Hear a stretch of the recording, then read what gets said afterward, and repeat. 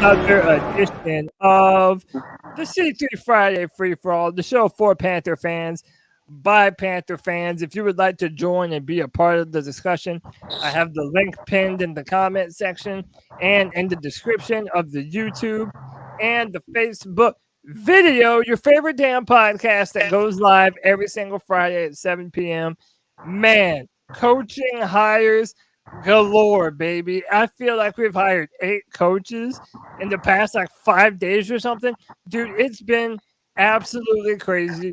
And we're going to talk about it all today, man. We're going to ask who everyone's favorite hires is. Are the Panthers moving in the right direction? We're going to talk quarterbacks. So much to talk about. But without further ado, let me introduce my illustrious panel. You know him and love him. He's Twitter famous now. It's Panther Pickle. Kenneth, what's up, brother? Hey, guys, guess what? Suck it up, Buttercup. Pickle ain't going nowhere. So Hey! you might as well smile, learn to like it, learn to hate it, and don't give a damn which way you like it. Hey, I'm glad you're feeling yourself this early in the show. That means it ought to, when Pickle's on one, that's how you know it's going to be a good show. That's a fact. I like pissed off David Tepper. Yeah. I like pissed off David Tepper. Aggressive, man. Aggressively going after the coaches that he wants. He wants the tenure. He wants the experience. And I'll be damned if he doesn't have it now, man. Next up, you see him, man. He's he's driving foreign exotic cars while hanging out on the Friday free-for-all. My masshole brother. What's up, Nick? What up, man? I'm not driving around just yet. One of my buddies on Facebook actually sent me some parts for my racing sim, and I'm putting those on. And then I'm going to be hopping out and playing some Forza and talking to you guys about some Panthers. Oh, shit. It sounds like a lit Friday afternoon up there in Massachusetts, man. Sounds good. Always is, man, when I'm around. Oh, yeah, absolutely. Next up, from even further north, holding it down up there in Maine, my brother Drew. How are you, man? What's going on, fellas? Hey, just trying to brave the snow up here. It's coming down again. But, hey, it's nice and warm on the Friday free-for-all. We're going to talk about, as it said, pissed off David Tepper, hiring some experienced coaches. We probably got one of the best coaching staffs in football right now, fellas. Let's talk about it. Hey, I'm so pumped, man. We have so many different hires, so many different things to talk about. Man, this ought to be incredible. Next up, hey, man, he's holding it down there in enemy territory. My guy, Chad Morales. What's going on, brother? What's up, guys? You got a guy in Massachusetts, a guy in Maine, and I'm all the way down in New Orleans. So whoop de fucking do. That's funny.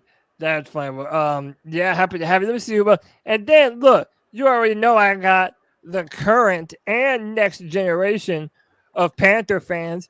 It's my guy Connor. Connor, what's up, bro? How are you, man? What's up, guys? I'm excited to be here tonight. Finally back on. And I'm going to be doing my mock draft 1.0 later on in this show, so that's going to be kind of fun. Criticize it, do what you want, but I'm not going to back down from doing it. Hey, I like that. Connor's bringing a mock draft. He's already looking forward to the future. Man, so am I, man. I'm pumped. Can't wait to see it, Connor. Next up, holding it down out there in Cali on the left coast, my man Alex, A14 Panthers. Alex, what's up, brother? Hey, what's going on? What's going on, fellas? Happy Friday. Hey, we're bringing some of the West Coast coaches to the East Coast, to Carolina. So we're bringing a few Rams guys over. So excited to see what's going to happen next season. Oh, yeah. Man, we already got so many people streaming in here. I'm going to ask that you have your microphone muted while you're not talking, only if you have any background noise. Please and thank you.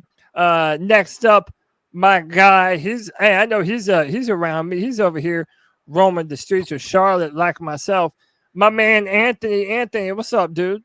What is up, C3? Ready for another Friday free-for-all. Excited the Panthers are relevant again, baby. Let's go. We're going to kick ass next year for the foreseeable future. Just happy to be here on this Friday, man. Heck yeah, man. Dude, I love it when I feel the optimism going around Panther fans, man. because normally we don't have a lot to be optimistic about, but now we do, man. And it feels good. I'm happy that everybody's feeling good. Almost through with my intros here. 2 of our new coaches come from an inferior South Carolina school, but we don't even care because they're Panthers now. White chocolate espresso. Tell me I'm stupid, bro. You're stupid. All right. But yeah, man, I figured that would be the first thing that you would mention. So I figured I would knock it out of the park for you and get it out the way. 2 of the most exciting hires on this team come from South Carolina. I'm so happy. No Clemson coaches, no Clemson players, but yeah, I know you're so happy about that. But maybe we'll get some Clemson players this year. Who knows? Who have I not introduced yet? Al, you there? Yo, Al, you there? I can't hear Al right now. We'll have to go back to Al in a little bit. Before you say anything, I want to shout out the Panthers have agreed to 2 more consultants. They've agreed for Vince Lombardi and Bill Walsh as senior consultants. the most senior. That's per 4-man rush, by the way. So I'm waiting for him to bring in John Fox. Yeah. Yeah, it seems like that would be would be coming soon. He was with Frank Wright coach last year with Frank Wright last year, and I'm just assuming that because up there they run the 4-3, and since we're running the 3-4, I'm assuming the consultant on the discipline side is So, gentlemen, I don't know. Hey, we might be breaking more news before the end of the podcast. I wouldn't doubt it. That's how fast and furious these Panther news stories are coming. But gentlemen, the Panthers are hiring Rams assistant head coach / tight end coach Thomas Brown as the new offensive coordinator. They offered the job to him, and the 2 sides are going to work out a deal. Man, and listen, this isn't the only coaching hire we have to talk about. We have a new D-line coach. We have a new special teams assistant. Man, we're hiring coaches left and right. We have a brand new passing game coordinator. Gentlemen, what are we thinking about this offensive coordinator hire that we've just made? Or are you kind of like me and you're still wondering what this does mean for the Panthers offense? I wonder what it means for the Panthers offense because I really don't know much about Thomas Brown. So I'm intrigued because of everything that I've been hearing. But, him being from South Carolina and playing at Georgia and, things like that. So, I mean, it's going to be interesting to see what they do. I think the offense will be more widespread, and I think they're going to incorporate, getting the ball downfield like Frank Wright was talking about in his presser. Yeah, so I'm excited. Yeah, he has a good background. I'll just throw this. I read today because I'm like, we hired him. I like, okay. I briefly researched him when we were interviewing, but I know that he actually was a freshman for the University of Georgia when the year Thomas Davis graduated. And he was a teammate of Charles Johnson. And he played with Charles Johnson for like two years, didn't he? Yeah, exactly. Yeah. Mm-hmm, yeah. And he was drafted in like the 5th or 6th round of the 2008 draft. So he's got some pedigree with him. Now, he also, let's put it this way, Sean McVay did not want to lose him. And the Panthers were actually only able to sign him because Sean McVay did not promote him to offensive coordinator yet.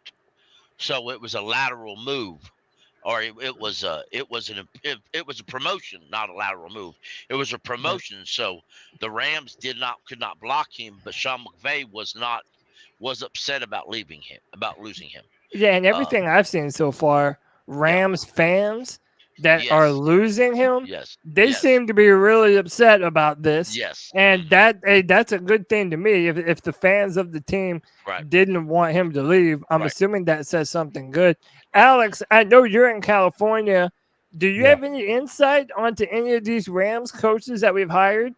We've Yeah. also hired Jonathan Cooley as the new defensive backs coach here in Carolina, who is also with the Rams. People are now speculating about Jalen Ramsey. We'll talk about that. But Alex, what insight can you provide here? Yeah, I mean, I have a buddy who he works for the Rams, or he did. So he was on the field. He works for the Rams, and he was telling me, he's like, Thomas Brown, that's a great pickup for Carolina. I mean, he said, very knowledgeable on the offensive end of the ball, and kind of like what Panther Pickle alluded to, and you guys, Sean McVay didn't want to lose him. Like, this guy, literally, from what I've heard, is if he does well this year in Carolina on the offensive side of the ball, like he'll get hired as a head coach next year. So, Yeah. I mean, I've heard some really good things about Thomas Brown. As far as Cooley, he's still – we'll see what happens with him. I know he's working on he was a defensive quality control coach with the Rams, and then a DB assistant last year. So – or was he a DB coach this year? So he's kind of been moving up the chain a little by little, but so he's a little bit newer. So he's someone obviously to look into. But yeah, as far as Thomas Brown goes, great hire from what I hear from the Rams side. And like you said, Rams fans, that they're probably really sad to lose him. So I'm excited. It seems like a bit of cohesion because most of the coaches know each other and have worked with each other at a prior time before. Cooley has worked with Brown. Ejiro Rivero has, who's the other guy that we got from Denver? The linebacker, the safeties coach that we just hired today, Brett Walsh, I think is his name. Dude, there's so many different coaches. I promise you I'm going to get some names wrong today, okay? But I did want to point this out. Amongst our coaches right now, we have 1, 2, 3, 4, 5, 6, 7, 8, 9, 10, 11 Super Bowl rings amongst our coaching staff right now. Dude, this is the most tenured offensive and defensive coaching staff that the Panthers have had in forever, or at least as long as I can remember, man. David Tepper has really made it a point, him and Frank Reich, that they want to hire people that have played at the highest level, that have done this at the highest level. And that's what you're seeing, man. A lot of stuff to like here. Chad, before the show, you had a question that you wanted to ask. You remember what that was?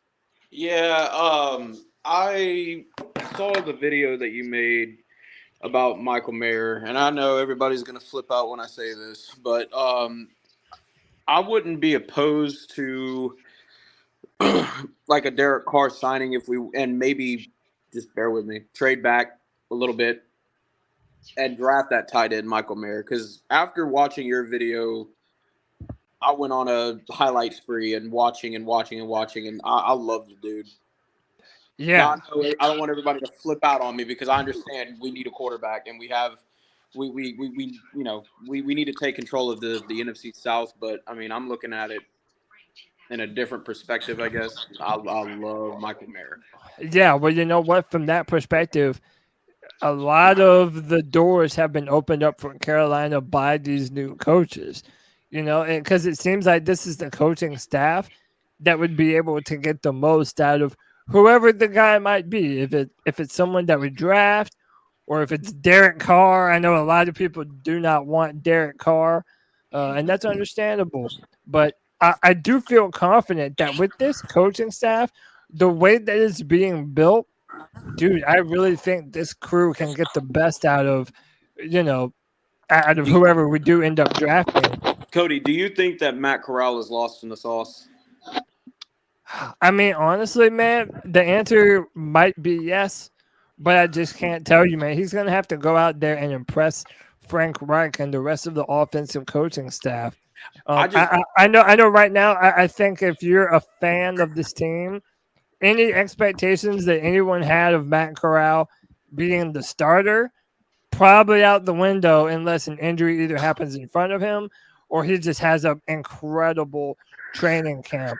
And that could happen. But wouldn't that be shitty if we were to trade up, draft a quarterback, and Matt Corral's the one that ends up taking the starting role? Not really, because if you get that guy, you can probably offload him for close to what you got him for.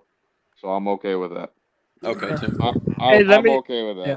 Plus, that's a good backup quarterback, too. Hey, let me welcome my man, Root Life NASA, back to the Free For All. Nasi, what's up, bro? What's up with you, man? How you doing? Doing good, man. Chilling, talking about these new Panther coaches. And hey, real quick, before I get everybody's opinion on all these coaches, Dublin Panther with the $5 says, so excited for next season. Thankful for the quality Panthers content y'all put out every week. Keep pounding, rocking over there in Dublin, Ireland. I appreciate you, brother. You're the man. Yeah, y'all jump in on this, man. What are some of your initial thoughts about this coaching staff? Is there any one name that sticks out to you the most? We'll go to Connor. Well, first of all, I just want to point out that this coaching staff has more total rings than Tom Brady does, so that's kind of nice. Oh, okay. All right. I'll take it. Off, I'm sure that you guys have seen Josh McCown in his stuff on the Draft Network, and he seems to really like C.J. Stroud. Yeah. Bryce Young and C.J. Stroud. So I'm really intrigued. The three that I'm most intrigued with, besides of course Frank Reich, is the offensive coordinator guy. What's his name? I'm sorry. What's his name? Like Thomas Brown or something? Yeah, Thomas Brown. I get it confused with something else. I'm not sure why. Yeah. But I like Thomas Brown, Ashiro Vero, and I also like Josh McCown. I think those are my three most intriguing hires. Yeah, I mean, we haven't even talked about Josh McCown yet. We did a little bit on the Tuesday show, but Josh McCown, his first year ever coaching, he has 19 years of playing experience playing in the NFL. There were rumors last year that the Houston Texans wanted him to be their head coach, ultimately turned them down, waited another year, and now he's here in Carolina as the quarterback coach. Will also have, not only will he be a quarterback coach, but from what I've seen from him, I'm just getting the vibe that he's going to have a big part in the whole scouting process, probably. Absolutely. And also in the draft process. I think that he's going to be a guy, if Carolina's like all in on the quarterback, David Tepper and Scott Fitterer and Frank Reich is going to turn to him probably to get some takes on this quarterback class. Oh, for sure. Go ahead, Nick. So here's my thing, okay? With McCown coming in here, I can realistically see Sam Darnold not wanting to come back. You got to think. Last year, he finally got rid of Robbie Anderson. Who else was here that was from the Jets other than Frankie Louvu, and Frankie Louvu was an animal?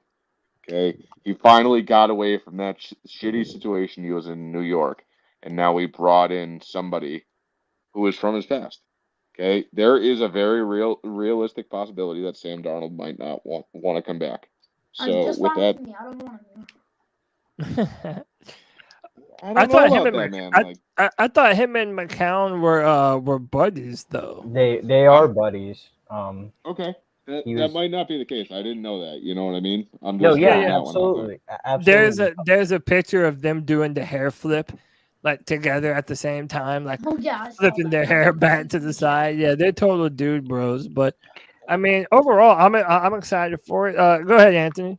Oh, I was just gonna say, with this new coaching staff, I think, besides for the players under contract here and, the good players, obviously, I think they're going to take a really good look at the roster and kind of get the guys that they want. I don't think, they're going to keep some of these quote unquote casualties from the last regime, maybe just for a clean sweep. So, I mean, I could honestly see Sam Darnold going somewhere else. He's good enough to if a quarterback goes down, step in and play some ball. I really think that, Reich and them, they're probably going to look at the draft and look at free agency and decide where they want to go with the QB, especially, that's my favorite part of this whole thing is we're finally fixing the offensive side of the ball because it's such an offensively driven league. I've never really been worried about the defense. Defenses typically obviously do better when your offense can stay on the field. So, yeah. I mean, I really just happy with the offensive hires we've made. And I think Thomas Brown coming from a Sean McVay offense, there's a lot of things you can take away from that, especially scheming up Cooper Kupp. That I feel like DJ Moore is going to play a lot more in the slot these upcoming years, which is a great thing. Put Terrence Marshall on the outside, let DJ work inside. So, I would love that, man. I would love that. And it seems as though the coaches are innovative enough to try and make some of those changes. Go ahead, Nasa. So this is what I thought. Like David Tepper, he's not playing. He's trying to build something. I like the way this is going. My thing is, I'm not sure if I'll be okay if we don't get Derek Carr. Because, like, Derek Carr, he's all right. But, I mean, for all that, you might as well keep Sam Darnold. Sam Darnold doesn't want a big contract. If we get Derek Carr, he's only going to be on the team for, 2 or 3 years. I would get, like a rookie quarterback or keep back around or something like that so that we can build our franchise with. If we get Derek Carr, I don't think that might be the way to go. I hear you. A lot of people kind of feel that. Go ahead, Pickle. If I just say, I just looked it up because I thought I'd read it earlier. On April the 3rd of this year, because we have a new head coach, we can start off-season workouts. So this new coaching staff, provided he's healthy, is going to get to work one-on-one with the group setting with Matt Corral, so they can have so Matt Corral will have an opportunity before another rookie enters the show to present himself. Wow. Let me ask you this. That's an important feature. If Matt Corral becomes the guy and the coaches are impressed, et cetera, what do y'all want to do with that 9th pick? Would you draft somebody at 9 or trade back, get more? And no, I would just draft somebody. We've got so many needs. We can draft tight end. We can draft wide receiver. We can draft defensive end. Even tackles a need. And the way it going. If my personal opinion is, I think you have to draft quarterback, though, to be bluntly honest. But if Matt Corral puts himself out there during those OTAs and the coaching staff decides not to, then and they go a different route. There's so much other needs we need. Trading back is okay, but unless I'm going to get a first round pick for next year, I don't want to trade back. I think with the Matt Corral situation, I honestly like some of the traits Matt Corral has, but as I said, like 5 minutes ago, I really think, this coaching staff is going to want their own guys. Mm-hmm. And Matt Corral can still, build behind, sit behind if it's a veteran or if it's another rookie quarterback. Signing a veteran is going to happen. Yeah. No matter who it is. Yes, I agree. Because it's going to happen. A lot of people may not like it, but I believe the Panthers are going to meet with Derek Carr. Let me ask you this question. If you sign and I want to be clear here, I said on Twitter earlier this week that I believe they should sign Derek Carr, and I did post on there though the next morning that I hope they sign Derek Carr, just to piss off a lot of folks on Twitter.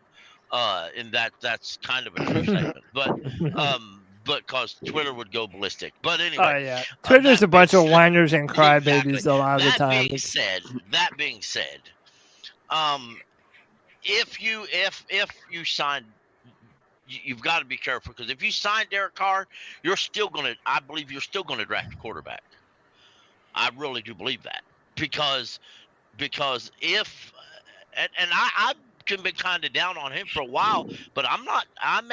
There's a lot of people real high on him. A lot of well-known, good educated people really high on Anthony Richardson.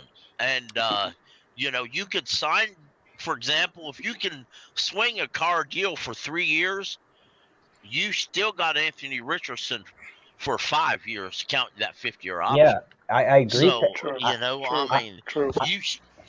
and now I'm not as high as other people are on Jacoby Brissett. A lot of other folks, as I've read in the last few days, really were wanting Gardner Minshew, but I have absolutely no understanding why. Maybe he's done something I'm not aware of.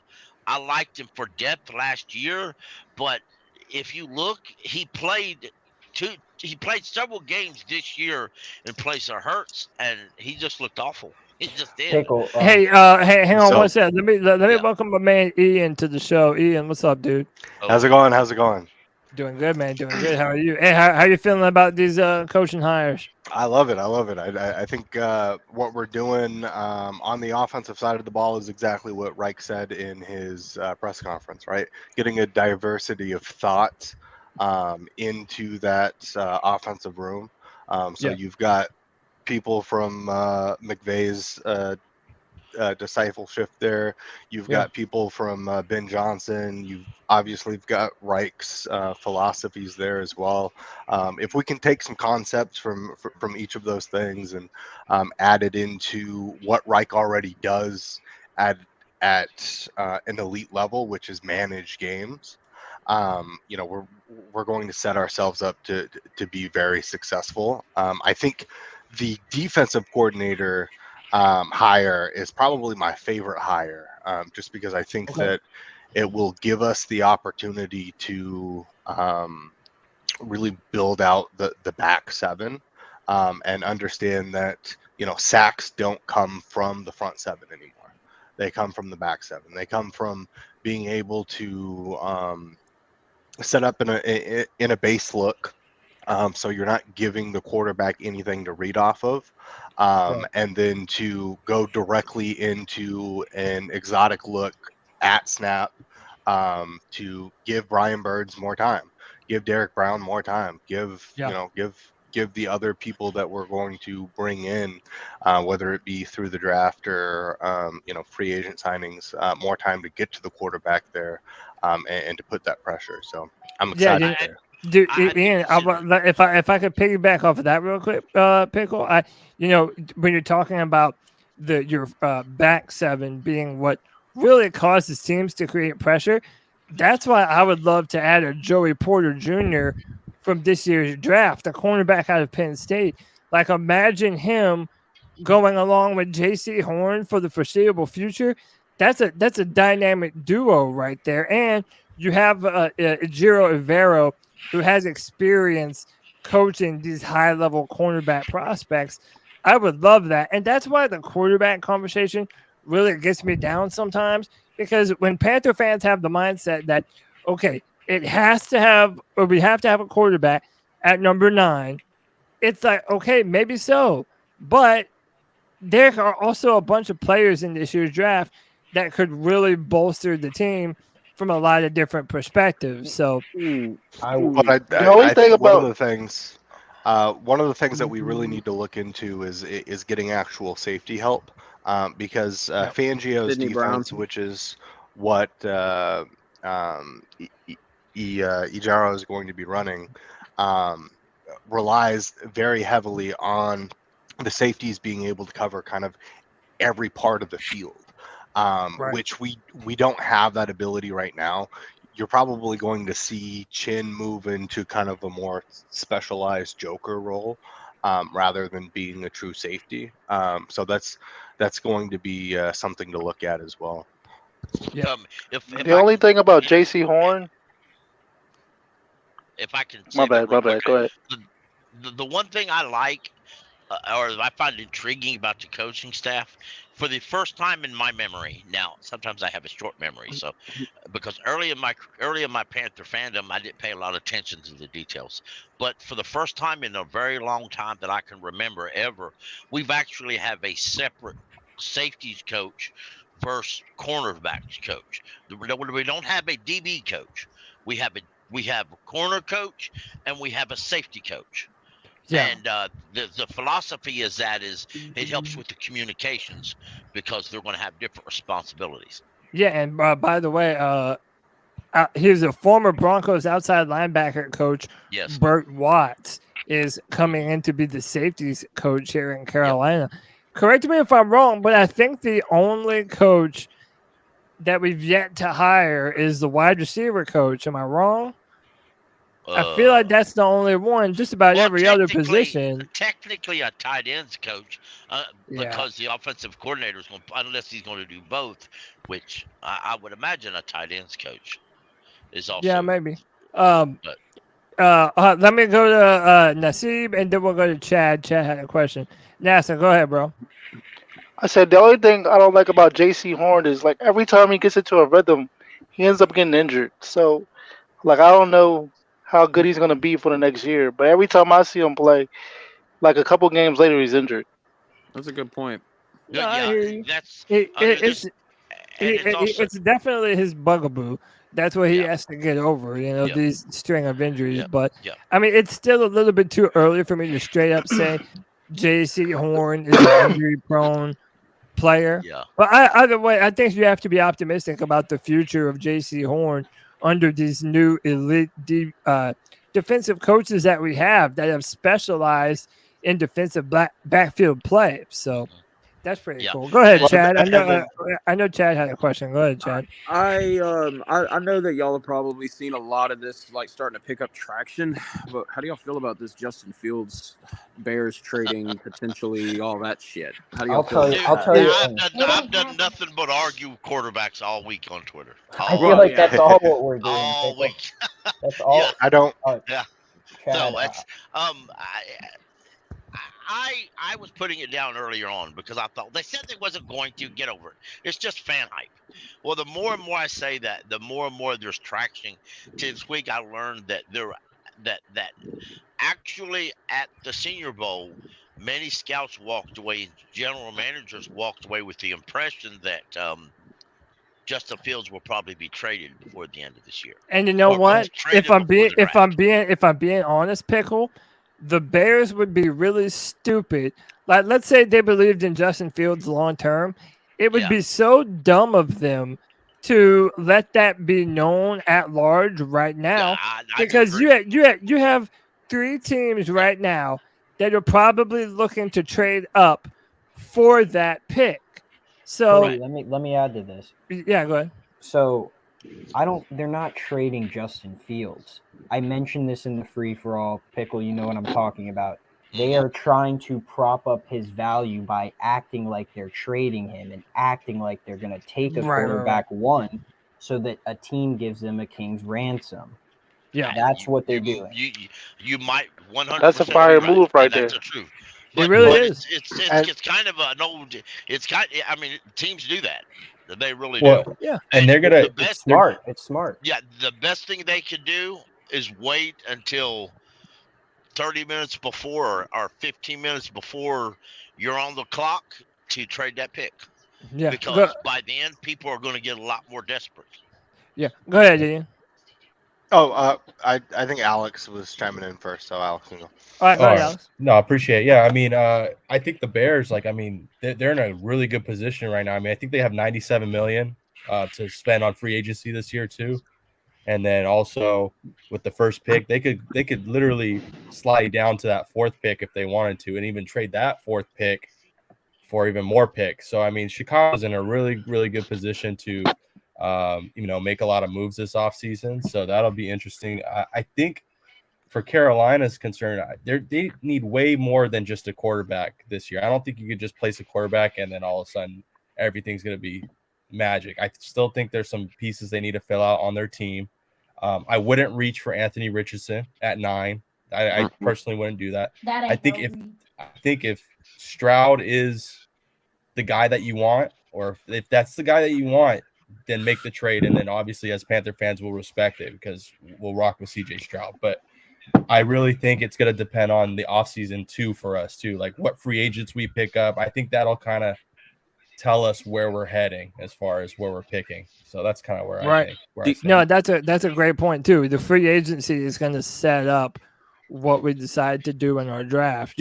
Do y'all anticipate any trading up before March 13th or March 15th? No. I really think that they're gonna do their due diligence on Carr, and then if Carr doesn't want to come here, then that's probably when you'll see a lot of chatter about the Panthers, wanting to get their guy. Because I've said it before, like I said this on Twitter today in a video. I would rather us trading up knowing that we get the guy that we want rather than just picking a quarterback at 9 just to pick a quarterback at 9. Right. So I don't think Carr is a realistic expectation for us, to be honest. And I don't think that's the way that that the organization wants to go either. We've just had too many quarterbacks that we've brought in from other teams that have been kind of stopgap options. I think that Stroud is probably that quarterback one in that room right now, and I think that you're going to continue to see this process kind of play out. Like, what is Bryce Young going to measure in that? Getting in the room with Anthony Richardson, do you feel that he is going to be coachable? Do you think that he's made, even more improvements during this draft process and everything else? Those are going to be things that are going to indicate, hey, where are we going to go at the quarterback position? I think that trading up, getting your guy is a great move. I think that if you have a feeling that your guy is going to drop to you, or if you've got 3 guys on the board that you're really comfortable with moving forward, saying, hey, these guys have very high potentials, I know I can develop them, then I think staying at 9 is perfectly fine there. But that's the benefit of having the coaching staff that we do, right? Yeah. So they do have the expertise to go into these combine meetings, go into these private workouts, and to actually know what they're looking for as it pertains to player interviews, as it pertains to, are they developing more than what we saw on tape the last time that we saw them? All of these small things are going to be end up being large indicators of where we end up going. But do you feel like that there could be a sense of urgency because Atlanta's picking at 8, right? Yes. Yeah. I believe so. I'll pull up the draft order. Yeah, which a lot of that's going to be answered in free agency as you go forward. There's a bunch of rumors. There's also a bunch of rumors that Atlanta's going real hard Lamar Jackson. That's what I heard too. If they don't want to play there with Lamar, it won't be Atlanta picking there. It'll be the Ravens, and they'll definitely need a quarterback. So I don't think Lamar wants to play there, bro. Hey, I don't know. I mean, he would. Why not? He would be. Lamar Jackson would be a hero in Atlanta. He would be sang as the second coming of Michael Vick. But they're going to compare him to Michael Vick. Like it's not right. It ain't going to be his choice, really. If they franchise him and he gets traded, it ain't up to him for that. Right, but Pickle, am I wrong for thinking that if the Ravens franchise tag Lamar Jackson, it is going to be with the idea that they're going to use it to trade him? That way they can lock him in, secure a trade with whatever team him and Lamar are agreeing on, and then they're able to get some picks for him too. Because so right now Atlanta's picking number 8. Yeah. Imagine if they did trade Lamar to Baltimore. Baltimore gets the number 8 pick in the draft. They can get a quarterback if they want to. Right. You mean Atlanta? Right. I'm saying Baltimore.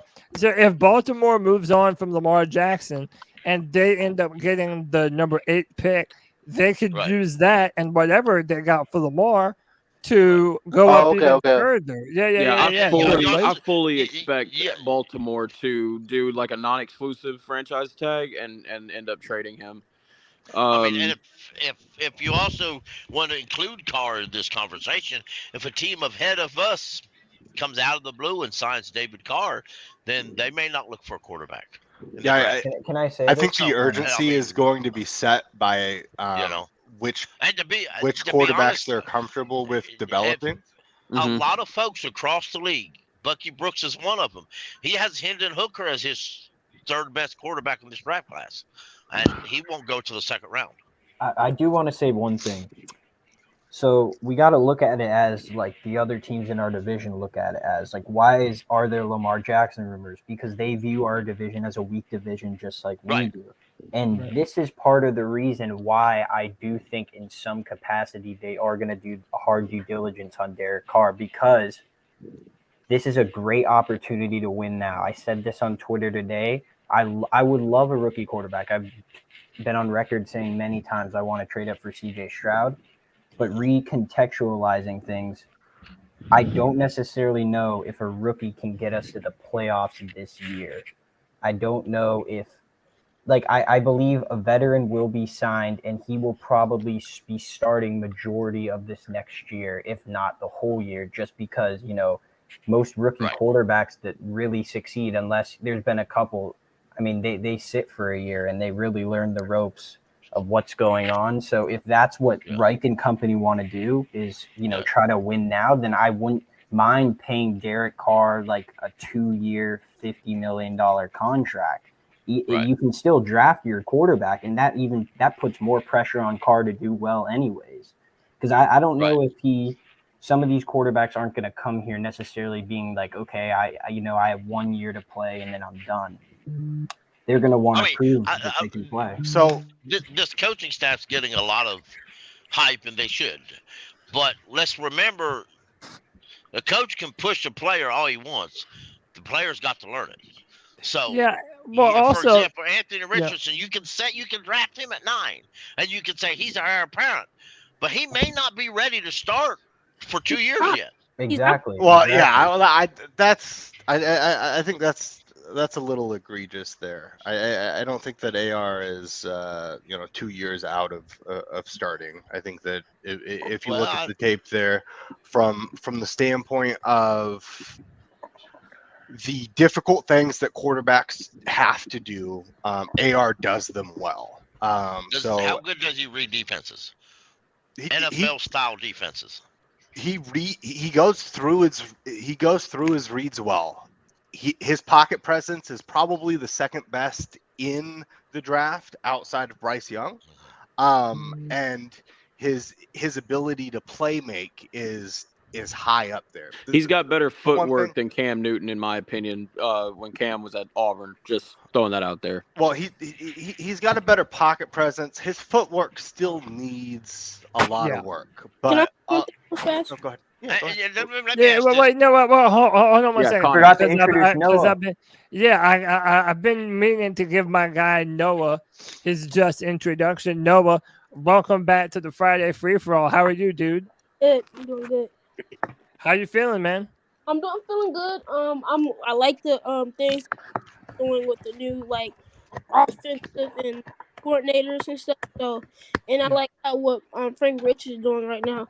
And I heard that y'all was talking about the rookie quarterbacks and how they probably will be ready. But I think that if any rookie quarterback, when it comes to Bryce Young, C.J. Stroud, Will Levis, any of them, I think they're going to have to sit.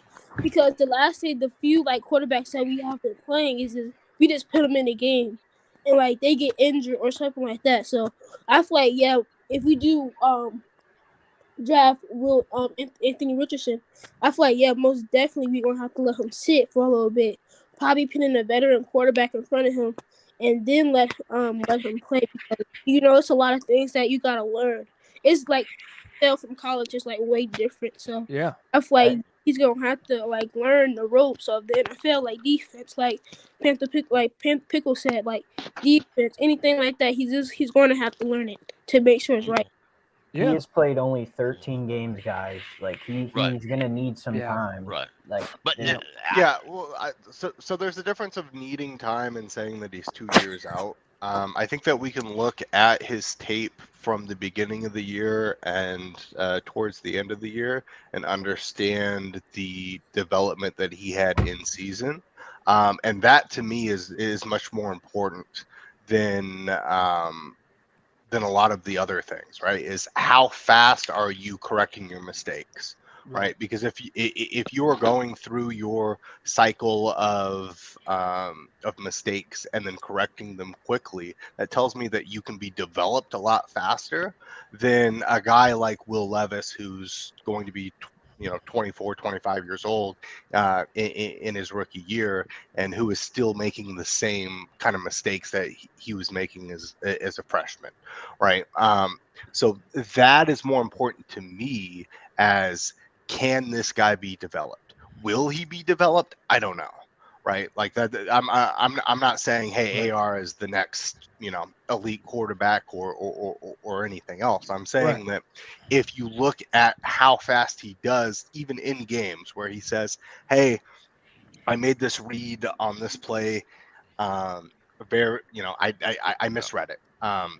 They'll go back to that same play later on in the game. He'll make the right read.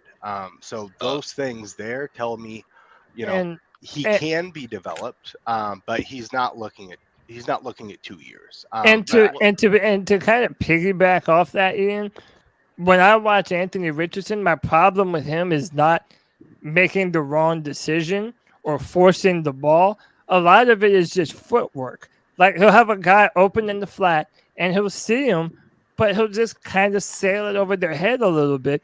There's some inconsistencies in his throwing motion. And one of the reasons why I do like him the best out of any quarterback in this year's class is because all of the things that he does wrong, they can be fixable.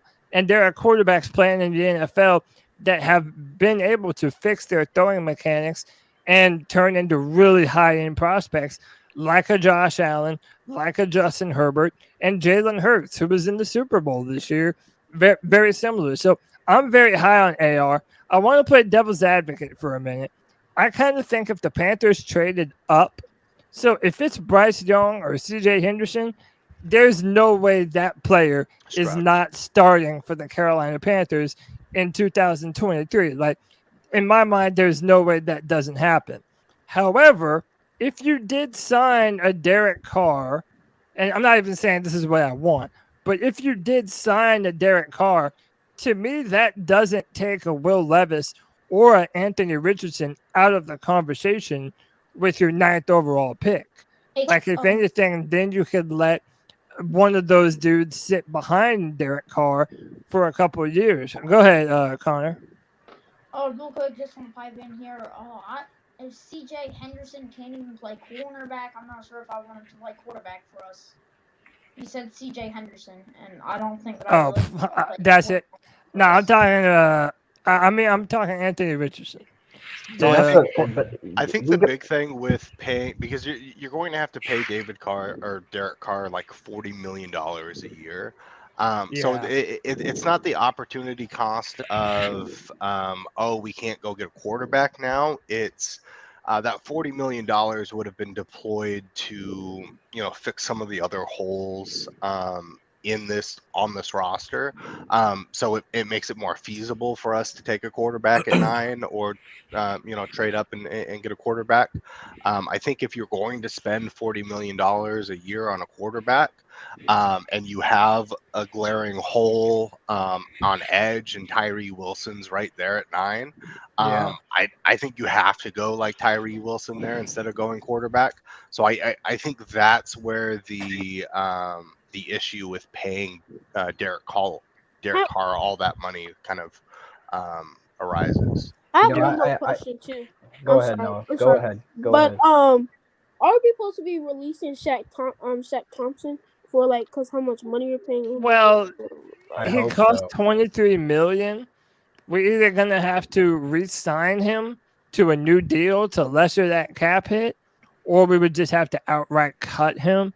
And even then, Shaq Thompson would still be, I think, $11 million in dead cap money, I believe. So really, to be honest with you, Noah, listen, I think Shaq Thompson gets a bad rap sometime, but there's really not a lot of good options right now with Shaq, just because you're either gonna sign him again or cut him, or even if you did trade him, I don't even know what kind of a trade market Shaq Thompson even has right now. Yeah. I mean, I'm Yeah, not sure.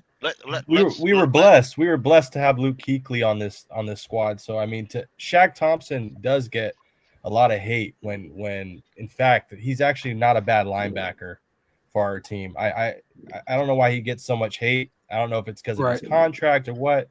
But like we had Luke Kuechly before. Obviously, he's not Luke Kuechly, but he's not a bad linebacker on the squad. So we've seen worse.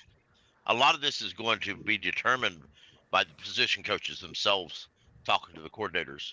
I mean, it's just like the combine. When the combine happens, these coaches are going to sit down in a room and they're going to talk to the players. They're going to find out what kind of person they are, and they may be higher on one guy than they was on another. They'll look at film. They'll likely talk to Shaq. They'll figure out whether he fits in this new defense or not. Got to remember, Shaq Thompson's only played the inside linebacker in a 3-4 once, and it wasn't pretty. So yeah. Hey, so look, Connor did a mock draft, and I wanted to give him the opportunity to. Here, I can share it even better. Hold on, Connor. I can do you one better. Let me stop sharing this. Let me share this instead. Boom, boom. Can y'all see that? Yeah. Yeah. All right. Connor, the floor is yours, man. This is Okay, so, Connor's mock draft. Go ahead. I will start off going through all my picks. Everyone else here can criticize and question some of my picks and put in your input, and then I'll go back and explain them. So with my first pick, so this is not exactly what I want to do, and I'm actually not sure how likely this is now that I think of it, because the Colts are going to be looking for their quarterback guy. But I have us trading up to number 4. We give up this year's 9, and we give up a first from next year, and then we receive the 4th overall pick. And with that 4th overall pick, we take CJ Stroud. And I think that is not exactly the pick that we should be doing. That's not exactly what we should be doing. But I think that is what might happen. If you could trade up to 4 or 3 for CJ Stroud. And then to my second round pick, I got Felix Uzomah, edge out of Kansas State. Okay. I feel like this was a pretty good fit. I really like this kid. I've seen some of his stuff. He seems very good. I'm surprised that he fell this far, honestly. Yeah. Now, Keon White was also there, but I didn't want to take Keon White because I don't see him falling out of the top 20. But that's my second round pick. The first second round pick, anyway. Then my second round pick is Darnell Washington. Ooh, I love me some Darnell Washington, man. This dude's a beast. This guy, in my opinion, I'm not sure why people have Michael Mayer above this guy. This guy is 6'7". He is a huge target for who will be our quarterback. Hopefully CJ Stroud or Anthony Richardson. But not only that, he's pretty athletic also. I think that this guy, honestly, the sky's the limit for this kid. I think that he could be better than Kyle Pitts was, and I'm not sure why so many people hate on this kid. Yeah. So that's essentially my second round pick. Well, let me ask you this, Connor. Let me ask you this. You took 2 linebackers. You've got Drew Sanders and Noah Sewell. What was your mindset behind doubling up in that position? Well, can I actually explain that after I finish talking about Yeah, this? go ahead. I'll explain that in a second. But so with my round 3 pick, I took Drew Sanders, linebacker out of Arkansas.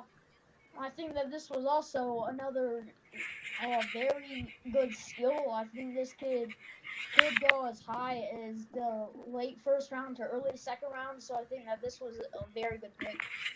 And then I trade back into the 3rd round also. And then so I'm giving up I believe I'm giving up this year's 3 and this year's 4. And then I select Noah Sewell.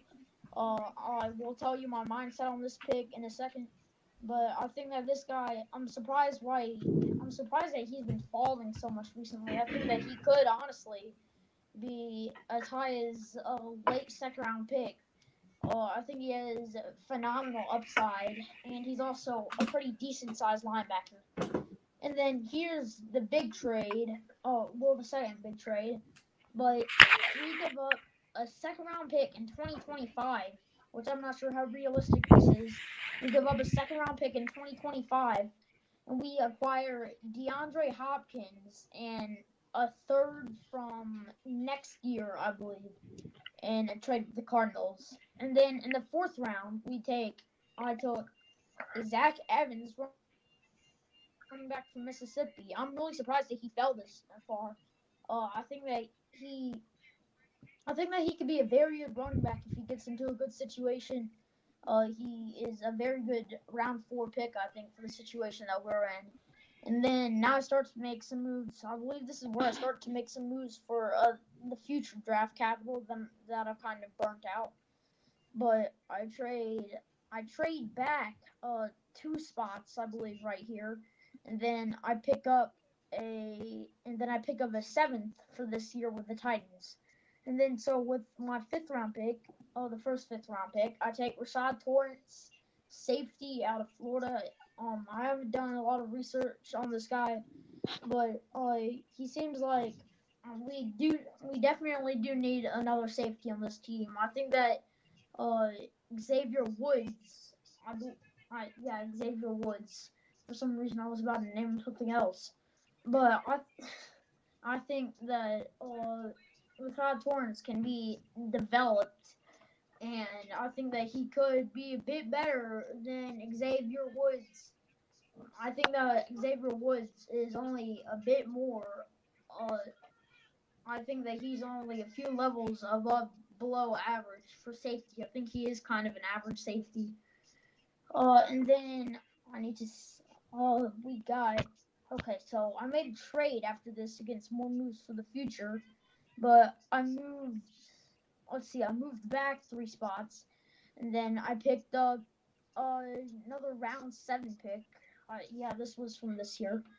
And so with my first round 7 pick, I take a bit more depth.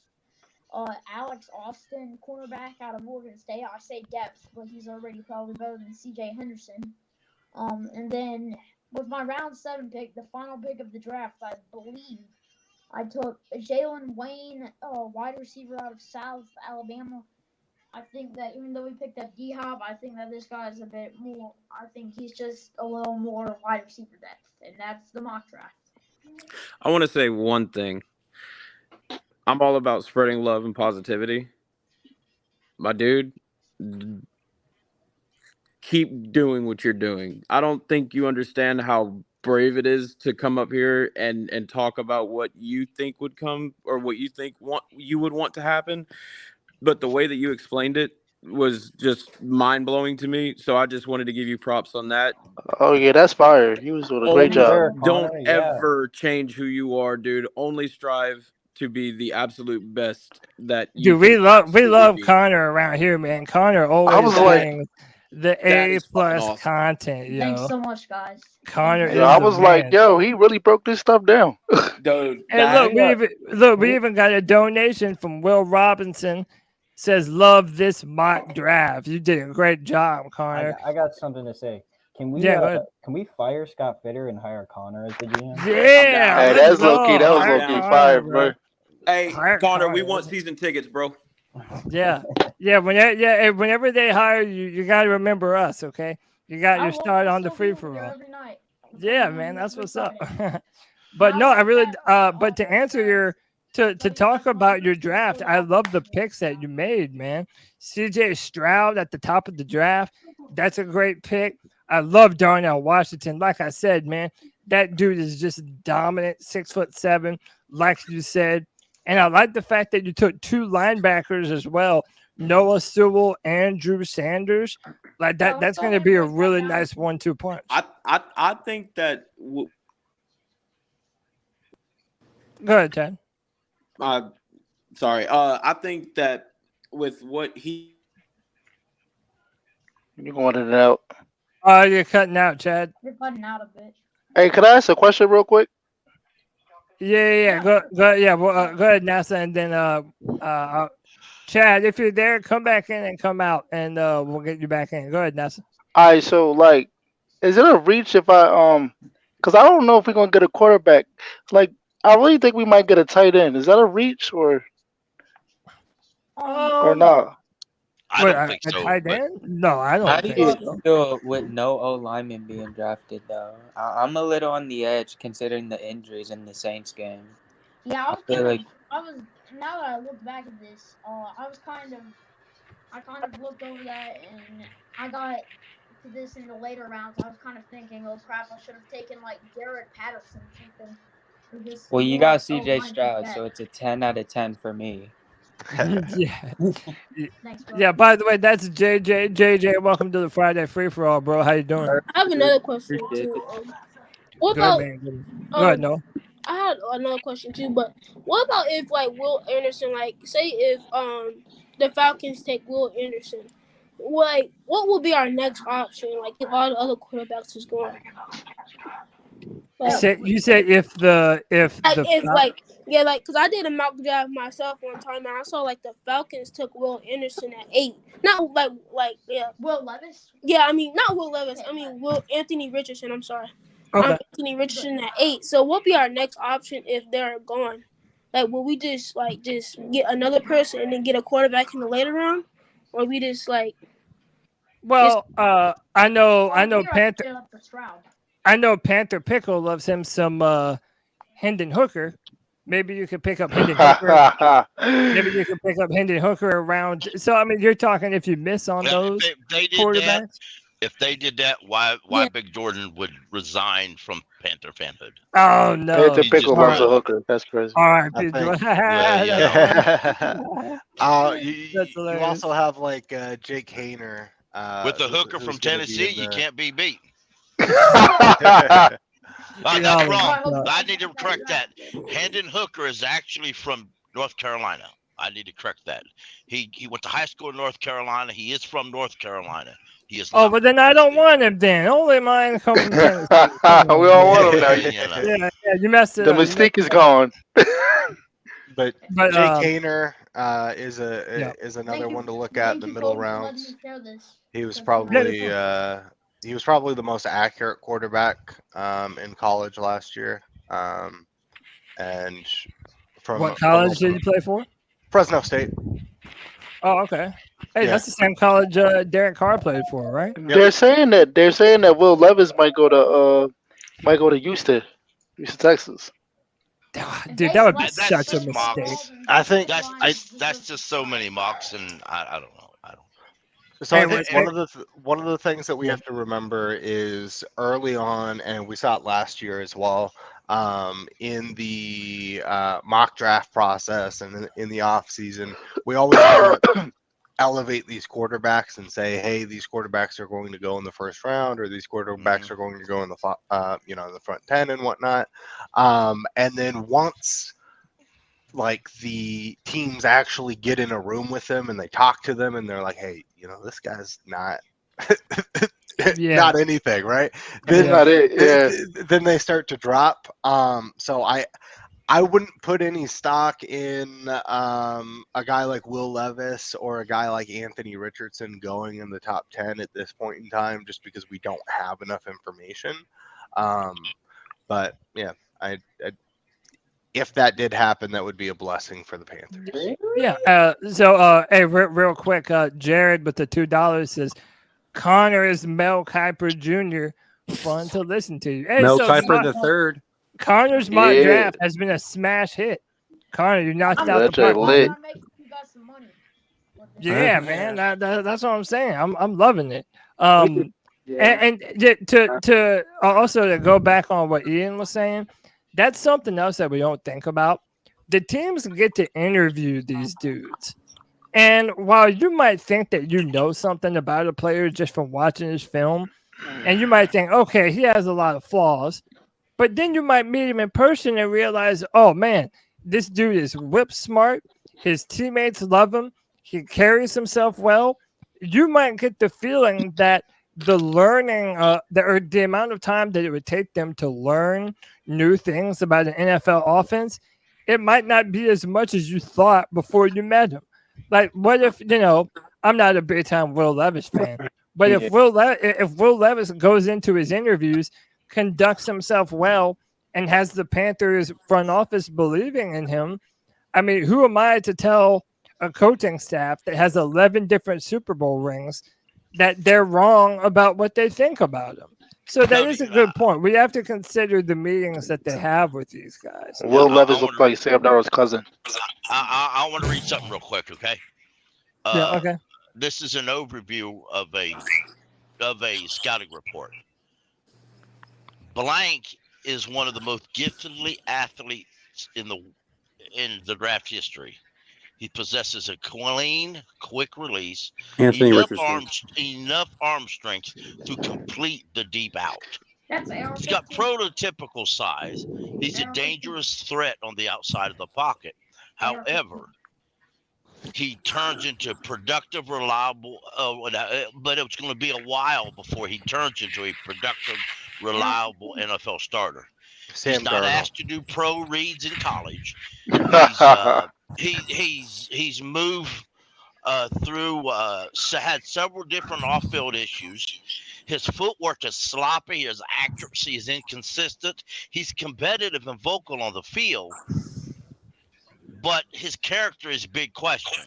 Some of his weaknesses are he's not proficient at going through his progression or make reads. And yes, this guy is Cam Newton. Yep. Cam Newton has 66% completion rating. I don't know what they're talking about. That was NFL. Oh, we're bringing up the past. Yes, we always bring up the past. Was that Lance Zierlein Pickle that wrote that? Yes, it was off NFL.com. Yes. Yeah. No, but that's a good point. It's a good point. It's a point that just because you read something on a website don't mean it's exactly 100% accurate.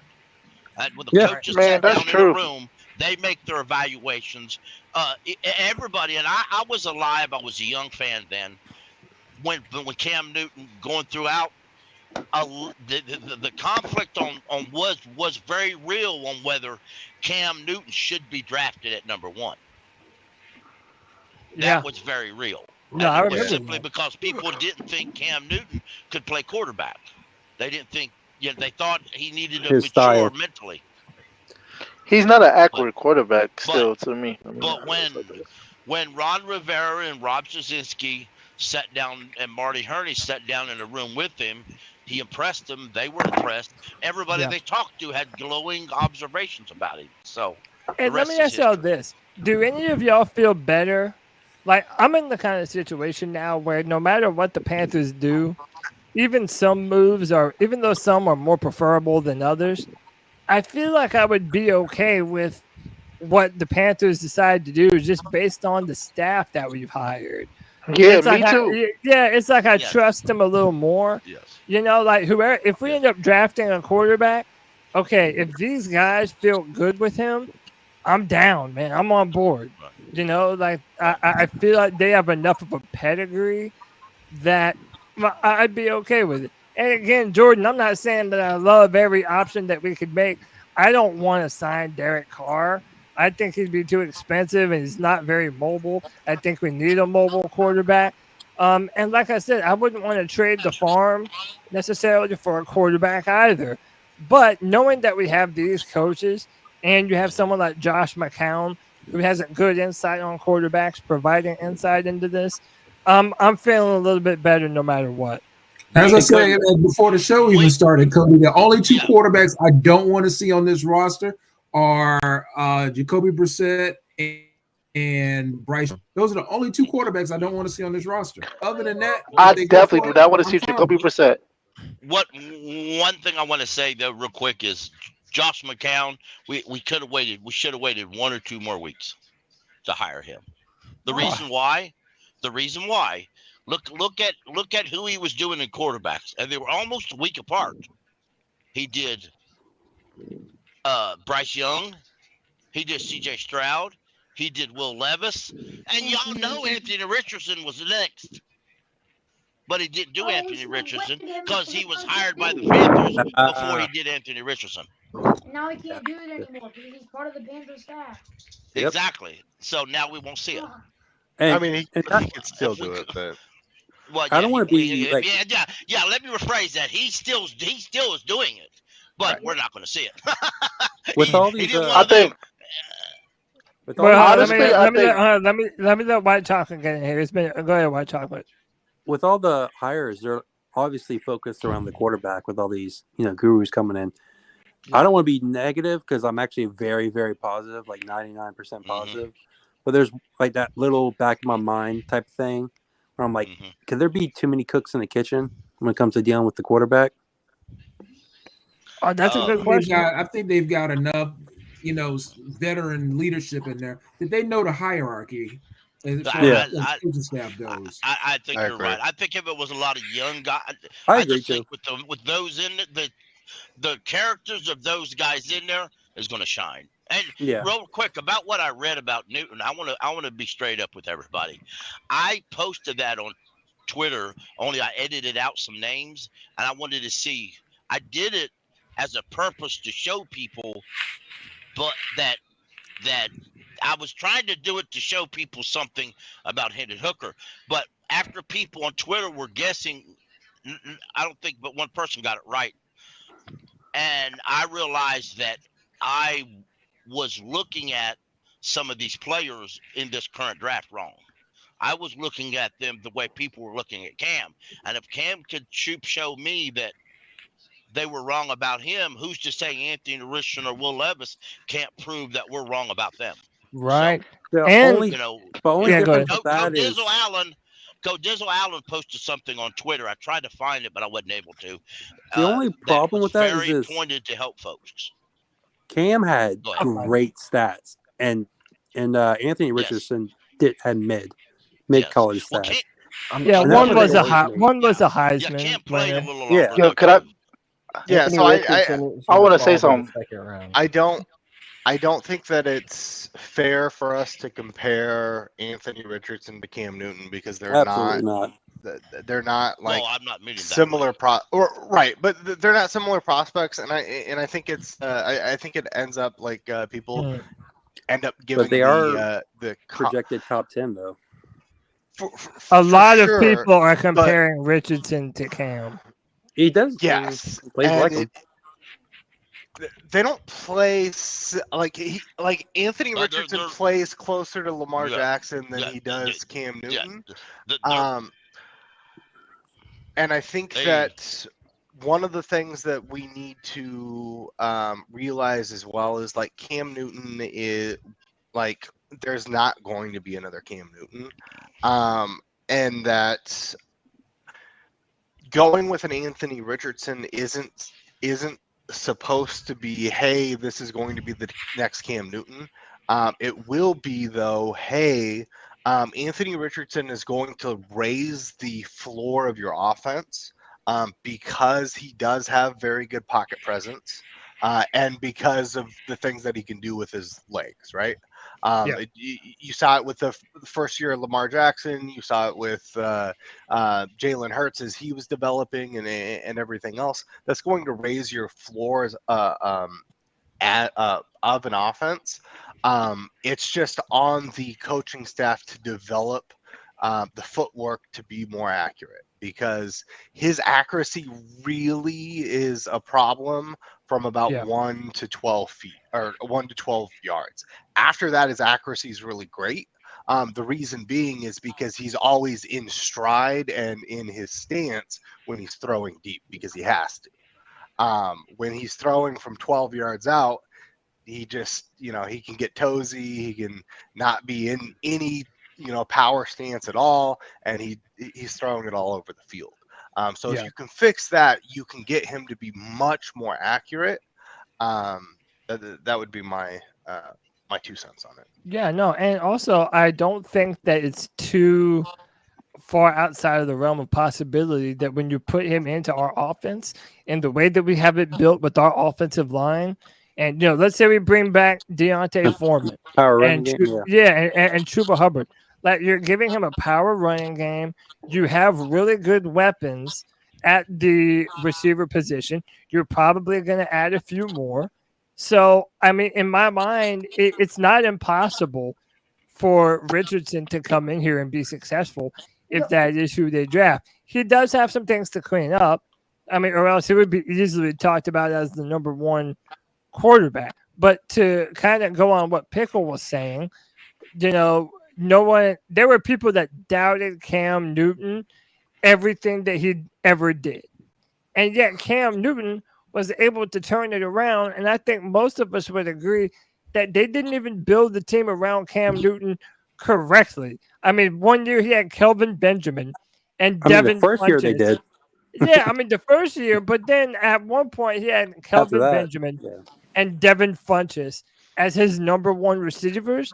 It's like, if we were to have done right by him, he had Nate Chandler as his left tackle, a defensive tackle as his left tackle. So bad, dude. It's so bad. That's what you get when you hire a guy from New York City to be your GM. Poor David got Cody. Yeah. Real quick, I'm sorry to interrupt, but I got. No, you're good. All right, yeah, man. Yeah, dude, you were awesome today on the show, brother. Thank you, sir. Yeah, keep on with them mock drafts, bro. Yeah, people love it. In a couple years, when Tony retires. Say that one more time. Maybe I could even convince Cody to let me on Tuesday and show mine. Yeah, he's been trying to get on them Tuesday shows. I appreciate the effort, man. You're always sticking with it. Connor, you're the man. Hopefully we'll see you next Friday, dude. All right, guys. See you. All right, peace and love, Connor. Hey, I got something to say, right? He'll replace Tony when Tony retires. Tony ain't gonna never retire. I got something to say, Tony bro. goes to old folks' home. How's that? What you got, man? As far as like, it might be too many cooks in the kitchen or whatever. I'm at the point where I'm cool with that, bro, because like this is like a breath of fresh air. Like when Matt Rule wasn't, coach or whatever, every time I watched the game, every time I heard about the Panthers, I was like, oh man, what the hell? Like what's going on? But like when I sit back and I watch the comments on the games, and I mean like when we talk about the coaches, all I see is great hire. Oh, we doing something. Oh, we about to be a dangerous team. So like, I'm going for it. I'm going for it. I think this is what the Panthers need. We need a new breath of fresh air and see what's gonna happen. You know what I mean? We can only go up from here. So, well, and I think it goes back to Reich's press conference, right? The one thing he said is he wanted a diversity of thoughts on the offense, right? And that's what we have. We have a diversity of experience, of thought, and of different concepts that we'll be able to put together and really put some unique looks out there. I think adding Caldwell to the mix as it pertains to developing a quarterback is going to be very beneficial as well, because his role isn't as an OC, right? It isn't as these other things. He can kind of hyper focus on where Reich needs him to be, which is ends up being pretty beneficial for us. Yeah. I found this meme online. And I just felt it was fucking hilarious. Panther fans, fire Rule, sell the team Tepper. Tepper sucks. Draft a quarterback. Tepper has no clue what he's doing. And my man took that personally. Well, if Tepper would have listened to the kids in the basement to begin with, we wouldn't be in this mess. But yeah, true that. Hey, but you know what? At least he's learning, man. Like, I hate the way it started, but I love the fact that he has seemingly learned from all of his mistakes and is now, remedying. It's not how you start, it's how you finish. Tepper only hired Matt Rule because he heard Kyle Bailey on WFNZ hype him up. That's just the fact of it. Kyle Bailey on WFNZ hyped up Matt Rule pathetically. Who the hell was that? Matt Rule was in Beller. He's a local radio station in Charlotte. But Oh. I'll own up to that because I only know I'm who in Matt Rule South was Carolina. when Kyle Billy said it. Then I heard we were interviewing him. I'm thinking, well, I've heard that guy on radio, and then that's the only thing I know. I About think, him. but Anyway, honestly, I just interrupted all that to say, I think we need a wide receiver because whether not as mainly a starter, because Marshall's doing good, and Moore's doing good, but we don't know what Javistian is. Oh, okay. Do Right. we go in the draft, I free think so. agency, or Let me The bring this up. Chargers are going to Hold cut up. their receiver. Kingdon Allen. Yeah, but look, let me bring this up. Right? Because everybody is like, every time I bring up DeAndre Hopkins, people are like, boo, boo, I want to hear. All right, did y'all hear that now that he failed the drug test? Yeah, that no more trade clause. that waived his no trade clause. So if the Panthers gave an offer to the Cardinals, basically DeAndre couldn't say yes or no to whatever trade, or he couldn't say no to whatever the Cardinals decided to trade him. That's I'm one telling game you. Scott Fitter should not be in on. Exactly. I'm telling Yeah, you, I'm man. not- I think I'm y'all not- are really sleeping. Everybody's Oh my missing God, man. the one thing that we do need. Everybody's talking about a wide receiver. We don't need a wide receiver. a We tight just end. saw in the Super Bowl what every quarterback needs. That is a tight end? Tight end. tight end. we need both? Yeah. No, the You receiver. get a premier tight end because he is going to be that quarterback's best friend. Greg Olsen Yeah. was Especially rookie. his best friend. When Cam Newton was in trouble, he knew he could go to Greg Olsen. Listen, let's be honest. Mahomes, all he does is throw to Kelsey. How do we know that these wide receivers won't be just fine in a real offense with real play calling? Like Terrence Marshall look good. Yeah, he Exactly. looks That's what I good. said. It's not the There's wide one- receiver you need. I think I'm tight end sick of the position. I'm sick of the wide receiver talk, man. Like Terrence Ian Thomas is not the answer. He is not going to get No, I would I think draft we need. I would if you draft want a put it like pass this, if you catching- want to spend some money, go get Mike Gesicki from Miami. Yeah, My go problem get with Gesicki is he can't block at all. But this That's is what you got Tatum Tommy Hurts. You might as well Trumbull put Yeah, LaVista but Shenault at tight end. you have two tight But ends here's that the are thing, like- LaVista so- Shenault at tight end. So here's You the got Steven Sullivan and you got Tommy Trumbull.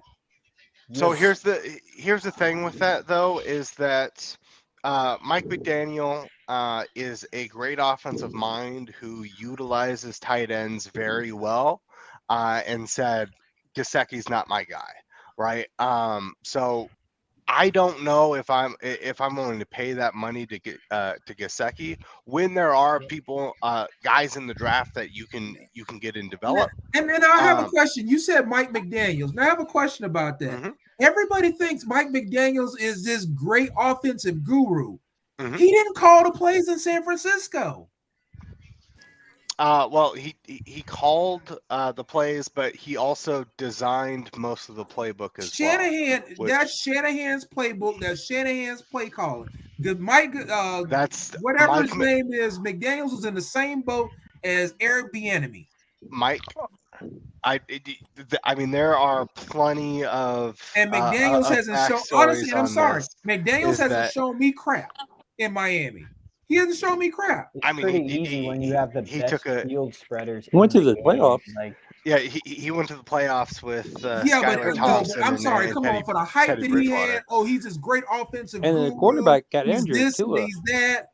He ain't shown me crap. He's in the to me. He's He in went to the same boat as playoffs with a Eric seventh Bieniemy. round quarterback. What are we doing here? I'm also, sorry, but he's in the same from boat as Eric from Bieniemy. Kyle Shanahan's mouth is Oh, I like that this. Mike McDaniel was the genius of Kyle Shanahan's offense. They met not back in San Francisco when Kyle Shanahan took over. They didn't meet back in Atlanta when Kyle Shanahan was in Atlanta. They didn't meet back in Washington. They met in Cleveland.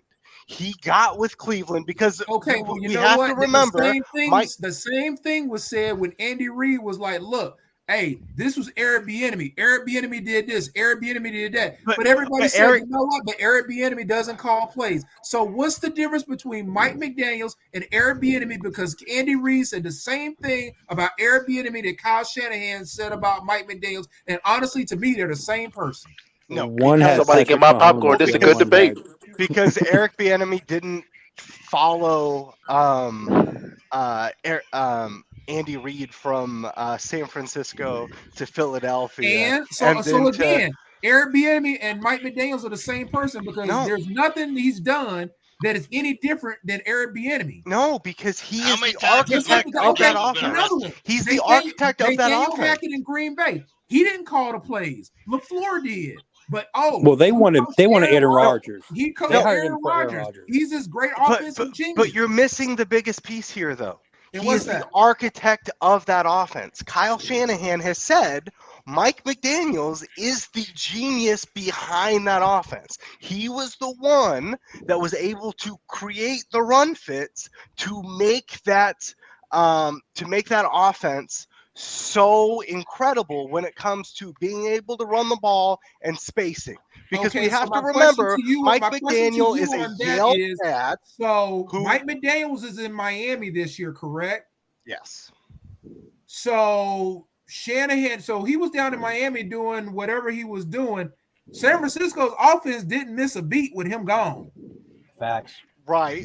Facts. So if you and me, if you and me, Kansas City was great before Eric.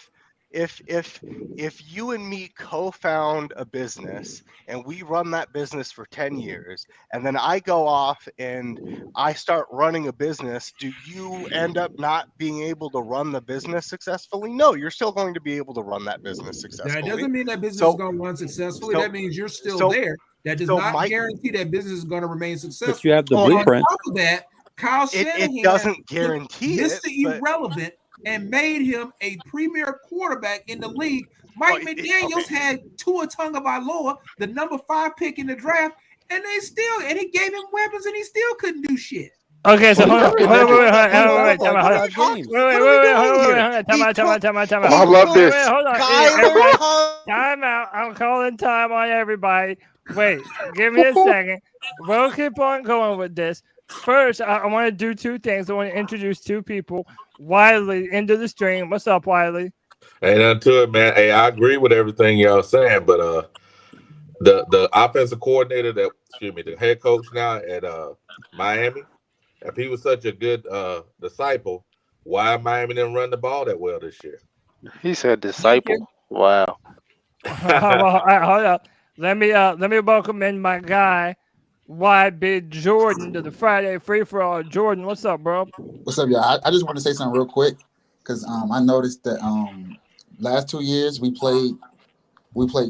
Sam Darnold played the Jets, and then we played the Browns, and I went to go look, and I said, oh, we played the Bears. I just want to say that.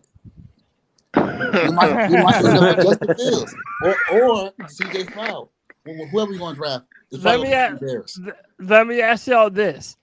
Did Eric Bieniemy land in a good spot now that he's the new offensive coordinator for the Washington Commanders? Yeah, he landed in the mid spot. Yes. He actually got a multiple-year deal. For the last 3 years, all Andy Reid wanted to give Eric Bieniemy was 1-year deals. Look it up. You got to go where the money's at. He also got a pay raise. He gets the ability to help build his staff. He gets the ability to help draft or input on who he wants to draft. With Andy Reid as the head coach, he basically sat in the corner and was told and did what he wanted. Andy Reid didn't have his input in anything. Okay. I think they're going to trade a up little for bit more quarterback. power. He has more money. He is also, as that article said, he's the assistant head coach, which is interesting. That used to be Jack Del Rio's title, but apparently it ain't anymore. So Jack Del Rio's trash. That's why. I agree. So the Dolphins, Raheem Mostert ran for 4.9 yards a carry. Jeff Wilson ran for 4.7 yards a carry last year. They were sixth in the NFL in yards per carry. So the fact that they aren't a good running team just isn't supported by fact. And they did that with Teddy Bridgewater and Skylar Thompson being the quarterback. Hey, Ian, I'm on your team, bro. I like Mike McDaniels. I think Mike McDaniels is a damn good coach. It came up with when Mike Gesicki's name was mentioned. My only thing with a tight end is this year, if you're gonna get an elite tight end, they're saying that there's going to be 3 tight ends drafted in the first round this year alone. I can't believe that. Yeah, they're saying Dalton Kincaid is going to be one. Darnell Washington is going to be another one. And they're saying Michael Mayer is going to be another one. So, I like Michael Mayer. Yeah, same. We just did a video on Michael Mayer on the channel. Check that out. Yeah, go ahead, Anthony.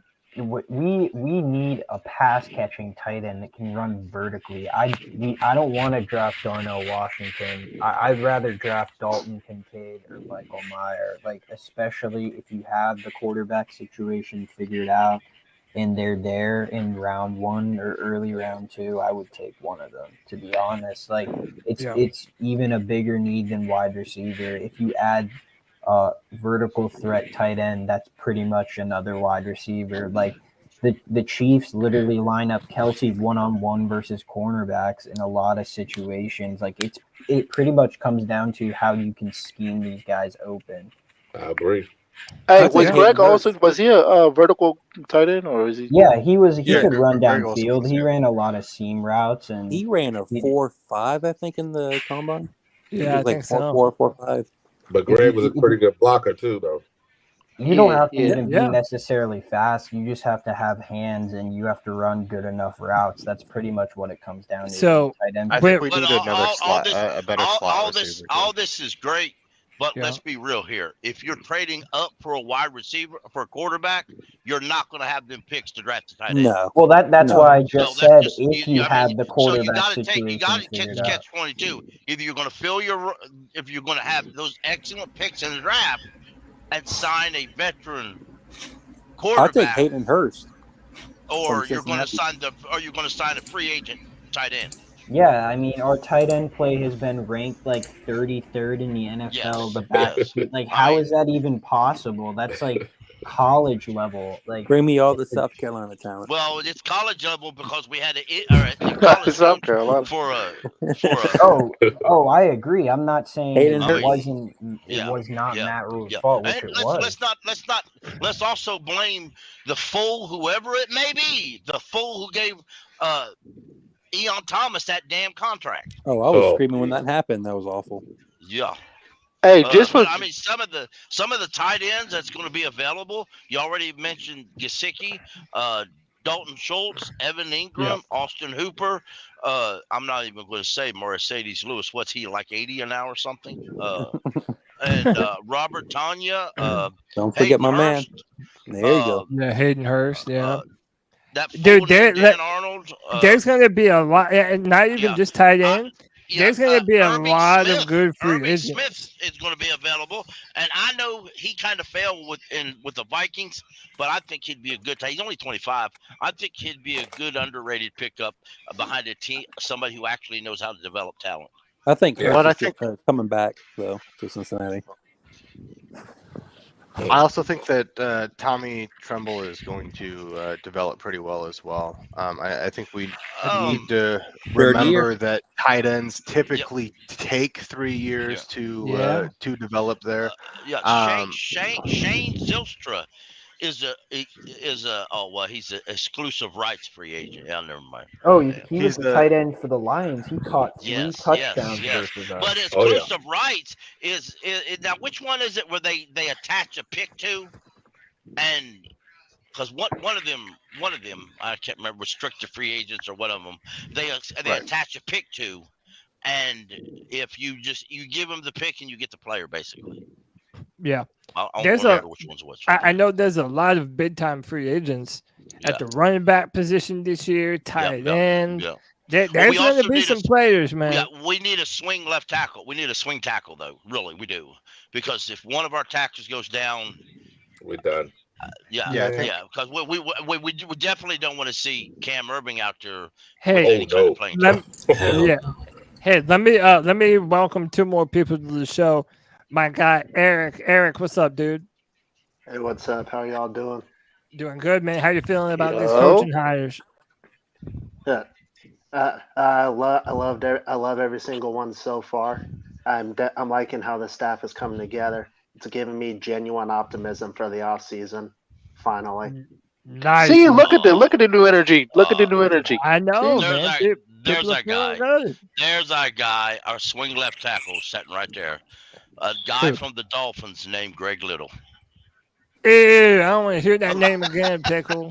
Don't even say that shit no more. Oh, I meant Andre Dillard. My bad. Hey, then we got Matt Corral, Will Shine joining the show. What's up, dude? Hello. How's everyone doing? Doing good, man. Name. Doing good. It is a great name. I'm into it too. I'm a fan of my unabashed supporters of Matt Corral. He's got to have some. Oh no, Matt Corral okay. I just think he ain't gonna do nothing yet. Yeah, I mean, we'll see. That's what most people think. That's what most people think right now. We'll see how it plays out. Hey, Cody. Yeah. Think about it like this. I was on another podcast, but if Matt Corral messes around and outplays the other guy, what you gonna do? That'll be a problem. He gonna be happy. I'm gonna be excited, bro. We'll be happy, but we're gonna be the He gonna be happy as hell. They're gonna look at that draft pick as a failure.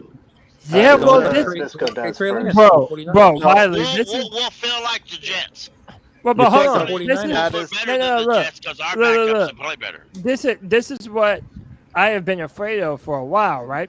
This is why I've said that you have to compare Matt Corral against every quarterback that you could draft in this year's draft class.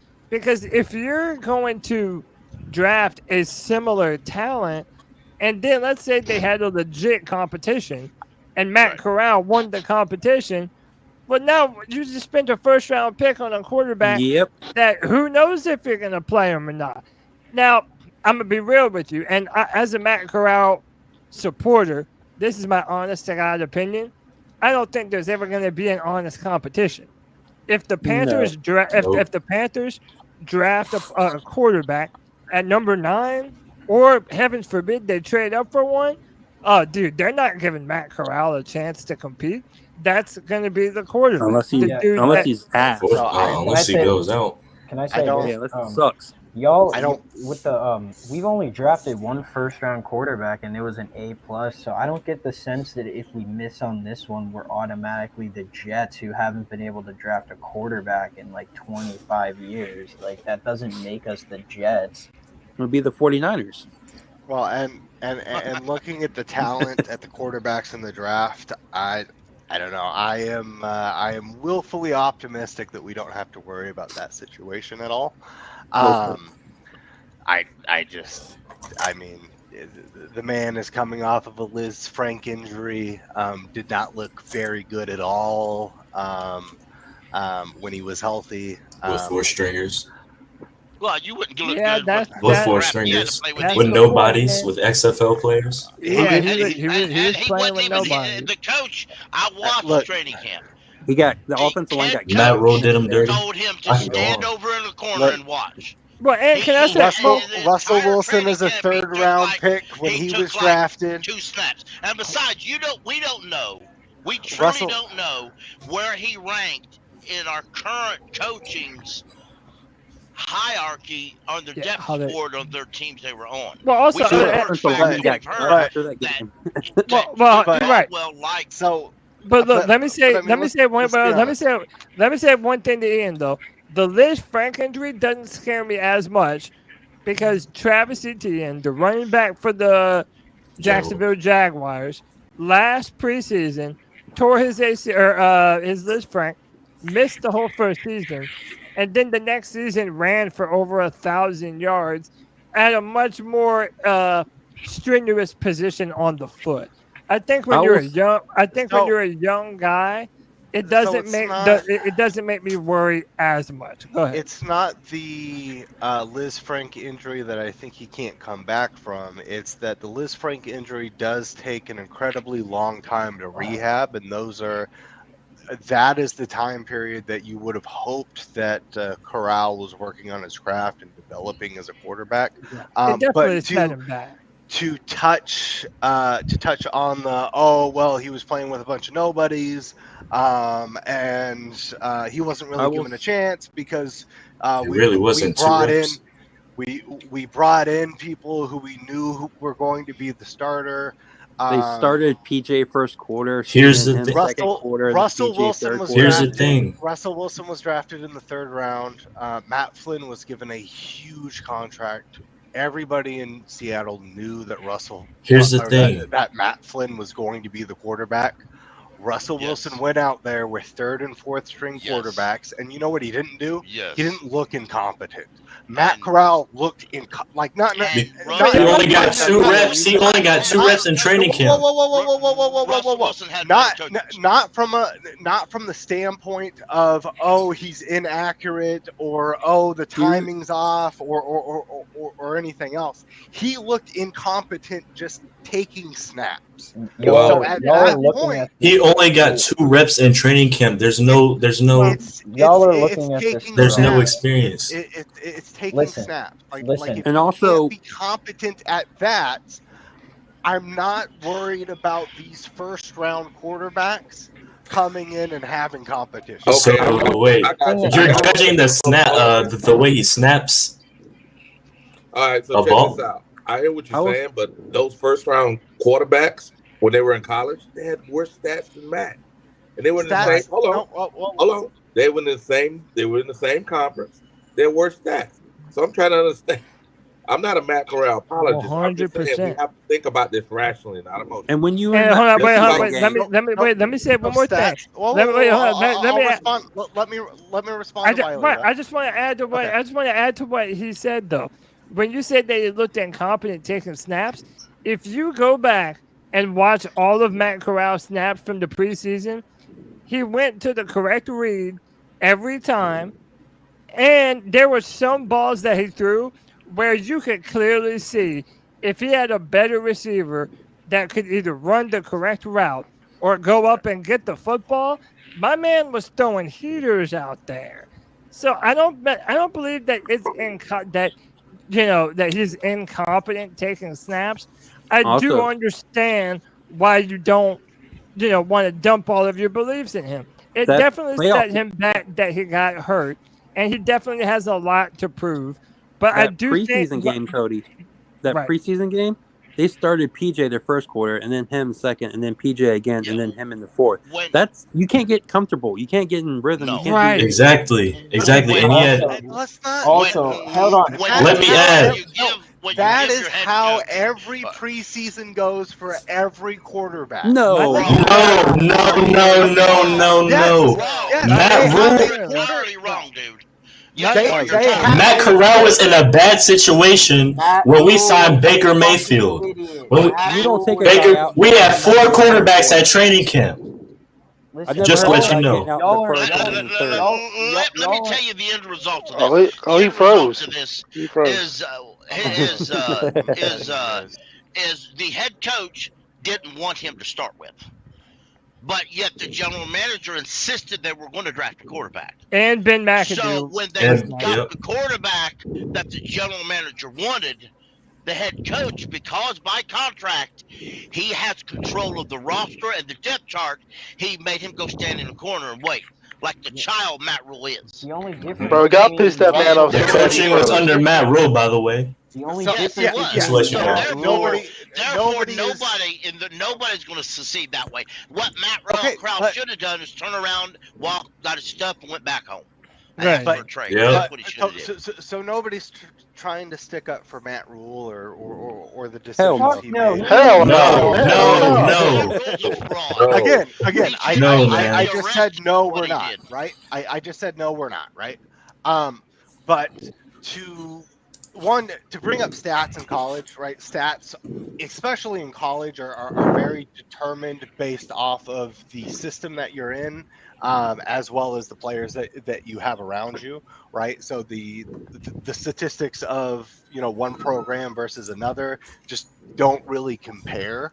But if we are just going to go off of what every NFL quarterback, rookie quarterbacks who aren't going to make the starting league, is they don't really get in the rhythm in the preseason. But they get don't take him out.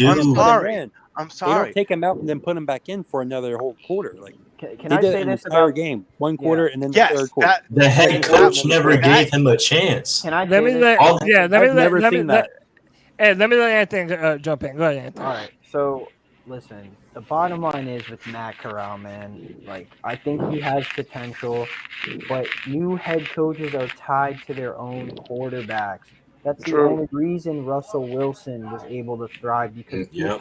Pete Carroll's a good coach. Matt Rule was an idiot. Baker was Preach. I'm a Baker fan. I still am, even though he sucks. He's trash. He is trash. I told y'all last year he was going to be the quarterback because that's who Matt Rule wanted to start. That's why we signed him. We've had this conversation for over a year now. Matt Corral could be We'll have it next week too. Yeah, the week after that. Matt Corral could very well be a good quarterback, but the chances of him getting an opportunity here are just slim because we didn't even see Slim what to we none. had. Yeah, We didn't even that's see true, what we though. had from him last year. Like if he proved he was the guy last year, dude, we could be talking about all different types of positions right now, what we need on this team. But quarterback lingers every single day because basically Matt Rule, put the franchise in a shitty place. Well, Yes, and indeed. also, Yes, He's indeed. basically going to be perfect from now on.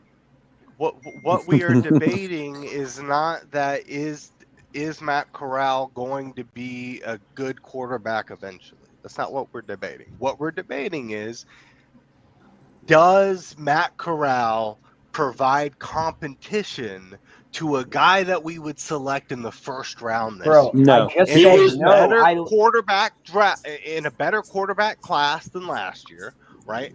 This class is much better than it was last year, and Corral still couldn't get in the top. Ian. But Ian, but What you I'm realize saying He how was that- going to be hold in the on, hold first on, round, hold just on. to let you know. Ian, No, Ian, he you wasn't didn't going to even be in Ian. the What I first just said He would have was been in the first round if he what would I have been in the just first round. what Not I true. just said was the new head coach is tied to the new quarterback. So Matt Corral's chances are about like Yeah, there's no 20%. chance. Right, There's but I I'm think saying no chance. But I I'm a think Corral even fan. more what Ian is saying is that as a player, he doesn't compare to the players in this year's draft class, and that's why I disagree with you. Because earlier when Wiley said, well, if you look at his stats and compare it to a Will Levis or Anthony Richardson, Matt Corral does indeed have better stats playing in the SEC West. He can complete passes.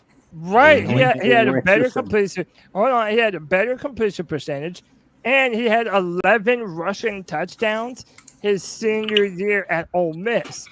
That's not just some throwaway talent. Then on top of that, he has one of the fastest releases that you'll ever see. The man really is lightning quick. And we're not even really disagreeing on his chances of being the quarterback because we agree they probably are slim to none.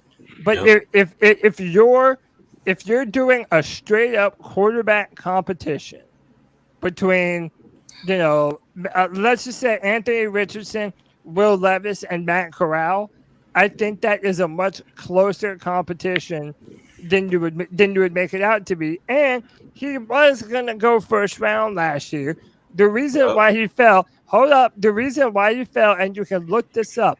You can hear Ian Rappaport say this explicitly.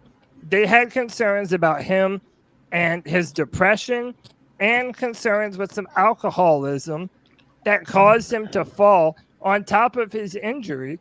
And those were the reasons why teams didn't trust that he was a quarterback that you could bet on in the first round. He showed up to the draft. So his agents were telling him, his agents were telling him, there is a chance that you can go in the first round, or else why would he attend the NFL draft in the first place? Can I say this? I really, truly, this is like, I'm being honest when I say this. I would literally rather sign Derek Carr for 2 to 3 years and have Matt Corral be the guy in the rings, like waiting to take his chance, than draft Anthony Richardson or Will Levis. I would rather do that. I think both of those guys, you have more concerns about those guys than Matt Corral, in my opinion. I completely. You can always disagree trade with down you on getting that the one. extra pick. Matt Corral is still inexperienced, so he still needs his time to learn. Exactly, but that's why a veteran, like any of these quarterbacks, aren't going to be ready day one. Besides probably Bryce Young. Well, I mean, he'll get thrown in the fire. That doesn't mean that he's necessarily We ready. currently have. Let's remember, we currently have one quarterback on the roster. We'll generally enter training camp with 4. Okay, we have one quarterback. We'll get one through free agency and likely one through the draft. Then Somebody's gonna end up being thrown in the fire, bro. We'll get another one later, somewhere, whether an undrafted or somebody else somewhere, or Don't probably be surprised if a it's Sam training camp Darnold. slot somewhere. But Oh, God. you'll pick up a free agency somewhere. Don't be I hope surprised. not. I hope not. He to me, he's 29. His Jacoby Brissett's pluses are kind of negated by his age. He's 29. And he there's a reason why he's not a full-time starter somewhere. It's For sure. Because, Yeah. Well, he starts out good, but you better hope like hell your rookie is ready to go before the end of that year. So you better hope and pray, or you better hope Sam Darnold's hanging there waiting to finish the second half. That might what we ought to do: sign Jacoby Brissett and Sam Darnold and let him split the year. You don't bring in Brissett to be the starter. You're bringing in Brissett because he knows Reich's playbook. He's been in the system for a multitude of years. He's a safety blanket. And it helps I think- implement the offense, Right. right? When you have a Matt Corral who's inexperienced, when you have a rookie quarterback who's going to be coming in who's inexperienced, having a quarterback that already knows the system, that these quarterbacks can rely on and ask questions with, when I'm under center and I see a cover 3 look with a blitzing linebacker, where's my hot read here, right? Jacoby knows those things on these specific plays. So that's why you bring in a guy like Jacoby Brissett, not to start, but to implement the offense in a way that's going to bring along the guy who you want to be the guy to end up being successful. Hey, well, let me ask you this question. So if you end up drafting, per se, Will Levis or Anthony Richardson, so you're going to kind of count on them to start because that's who you've hired. All right, let me ask you this question. Has there ever been a time where we go, damn, Jacoby Brissett, he's actually kind of good? Like, Yes. No. He's better than Deshaun Watson last year. You can do worse. I don't want Jacoby or Carr on this team. When the Colts traded for Jacoby Brissett from the Patriots, they brought him in there. I'm cutting what people on the Patriots. That's when they said Jacoby Brissett might be good. Listen, that's also the reason why you bring in Brissett too, is because it isn't somebody that you are looking at of saying, oh man, this guy is doing really well, I'm not going to start my rookie quarterback when he's ready. It's Jacoby Brissett. You know who he is, right? He doesn't have that potential, right? He doesn't have that potential where you're like, oh, if we develop him, he could be the next big thing or anything else. You know who Brissett is, right? So that's why you bring that guy in. Because he has been that, where he has been the backup quarterback to Luck. He has been the guy that you bring in to carry the ship a little bit until you get the guy that you really want in there. So he's been in that position. He's been in that position with Reich as well. So he knows how to handle himself in those situations, right? It's not a situation where he's going to end up being like, well, I'm the guy here and I'm not going to try to develop these quarterbacks because this is my starting position and blah, blah, blah. That's not what you're going to get with Brissett. So I genuinely think that David Tepper wants to win now. Like, I genuinely think that he is still going to put a lot of emphasis on getting a quarterback that can start from day one, because the division is wide open. But and you can win now with He's learned almost from his any quarterback mistakes. that you bring in.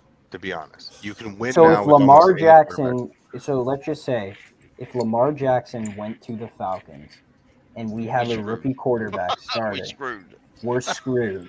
Yes, so if you don't get Derek Carr, I don't believe that though.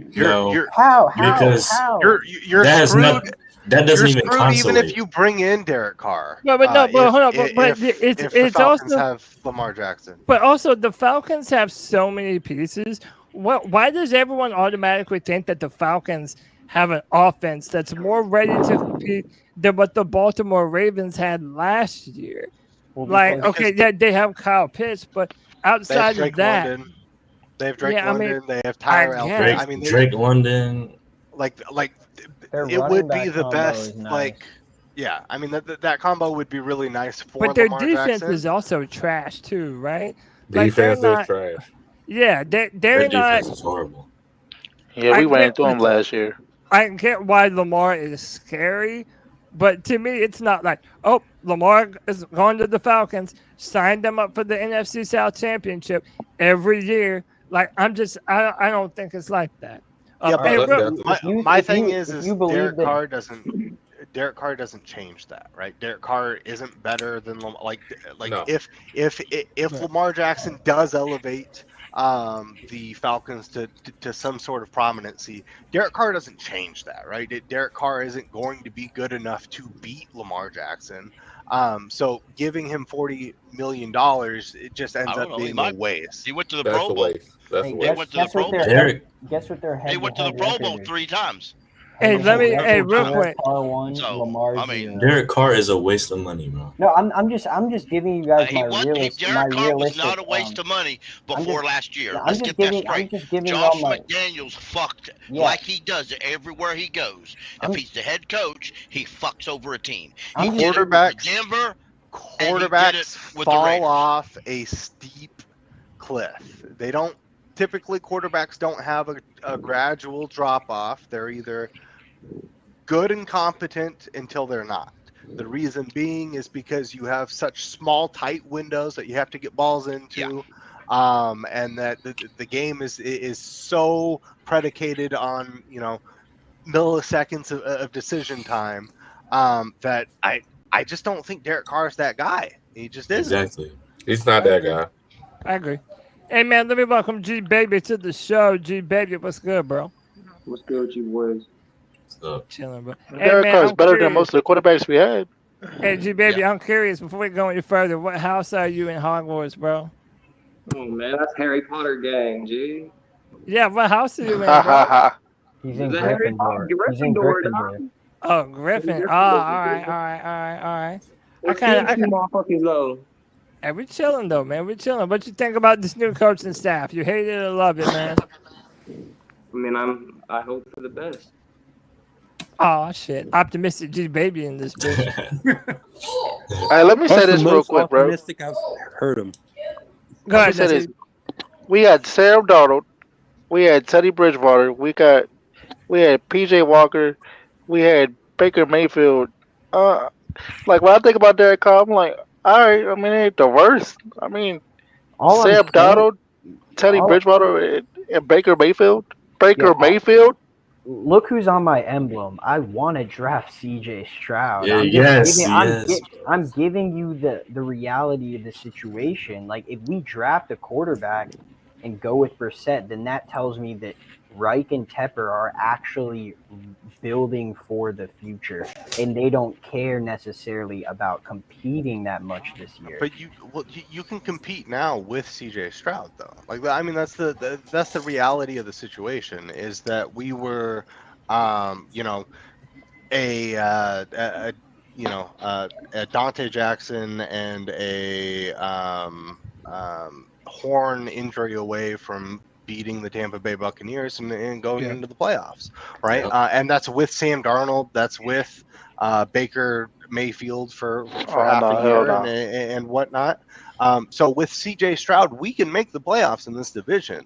Like those aren't two mutually The exclusive division got things of worse. saying, I Let hope me, you're right. I hope you're right. I mean, if we draft CJ Stroud, we're set, man.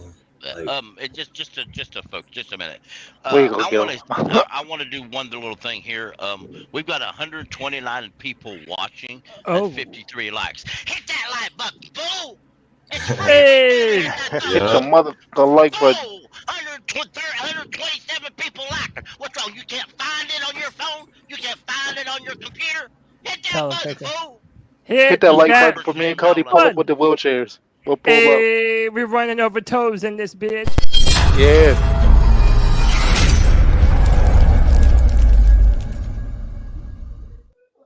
Panther Pickle just subscriber shamed y'all. Know your role. Hit the like button, baby. What's up? We just been chilling here, having some good ass Panther conversations, man. This has been a great conversation today too, man. But no, I agree with what we were talking about. If we did trade up for CJ Stroud, you have to imagine that we're looking to contend this year. I mean, there's obviously some rookie hiccups that CJ would have. But at the end of the day, like if you're going to trade up, you think that CJ Stroud or Bryce Young would be able to help you to win right now. That's why you would trade up for him. So, yeah, I mean, listen, if we do sign a veteran, Derek Carr is the bigger name. Jacoby Brissett is the name that they'll settle on if they have to have a veteran. And, yeah, I think they're going to try and get out of round one with the quarterback. let me say this: what on a scale of 1 to 10, what are the odds that Scott Fitter actually grows some big boy balls and trades up to number one? 7. Fit is very aggressive in his trading. I really don't think it's 75% this time. I think. Wait, really say don't- that again, Pickle. Say that. I don't think it's all up to Scott Fitterer this time. I think Scott carries the GM title, but I think that Tepper is going to give as much input, and he's going to take everybody else's opinion. You got to look. I mean, you look at the guy who was studying these quarterbacks before he got the quarterback coach job. I think it's just going to 7. be up to everybody. Now, my personal opinion is I've said it before, of the quarterbacks in this draft right now, my number one is CJ Stroud. That's just it. Okay. My number one quarterback in this draft right now is CJ Stroud. Now, that being said, if we trade up, or if whoever we take, I'm going to be behind. I'm not going to be crying Pickle, 3 who's your years number from now. 2, G? Do what, buddy? Who's your number 2, G? To be honest with you, I don't know yet. That's not a lie. That's not no. My number 2, strictly quarterback, would have to be Bryce Young. Right? Okay, Right? I'm just making Strictly? sure you have him as your number 2. That's all. He probably thought Me and G Baby follow each other on Twitter, y'all now. Okay? He y'all want to probably- hear some shit? Get on Twitter with us. Hey, he Pickle was probably about to thought, say Hendon Hooker. but yeah, he thought you were gonna say Hendon Hooker at number 2. I know he did. And I like Hendon, bro. Listen, I don't care what nobody says. Yeah. Hendon Hooker is a good quarterback. I'm not saying draft him at 9, but you could do a lot fucking worse than Hendon Hooker. Like Anthony Richardson. Yeah, the former. If Hooker would have stayed completely healthy, there's a question mark on how things would be different. Oh, he might have won the Heisman this year. Yeah, I mean, I'm not saying that he would be way up there in the draft, but there would be questions for some people. But he didn't, so life goes on. My former high school, the quarterback at my high school is like a 3rd or 4th string at Tennessee. And Pickle knows this because I sent him the picture, but he said Hendon Hooker is like a great, solid dude, and he's an awesome quarterback. So I have Hendon Hooker as my 3rd quarterback behind Bryce and Stroud. If I was doing a mock post, and I've said this in the chat a while ago, I've said it on Twitter, in my opinion, I often run my lip a little about drafting Hendon Hooker in the second. Y'all know that. But in reality, from my understanding of the way I read the tea leaves, the Titans are going to take him with their first pick in the second round, which is before us anyway. So, well, Pickle, my brother, he's a diehard New Orleans Saints fan. yes. They just got back the 28th pick because of the Sean Payton trade. Yeah. He wants the Saints to draft Hendon Hooker. Yeah, I've heard that. At 28, dude. Tell me, would you hate that if New Orleans drafted yes. Hendon Hooker? Yes, I would. And as much as I like Hendon Hooker, he would be the enemy. So I hated when to circle back the to Falcons. I was saying that I hated when the Falcons drafted Roddy White because he went to my high school. Yeah. Oh shit. Yeah. Go ahead again. To circle back to the question of like, do we think that Fitterer is going to have the balls to move up? I think the first thing is that Fitterer has been very aggressive with his trades on draft day, like regardless.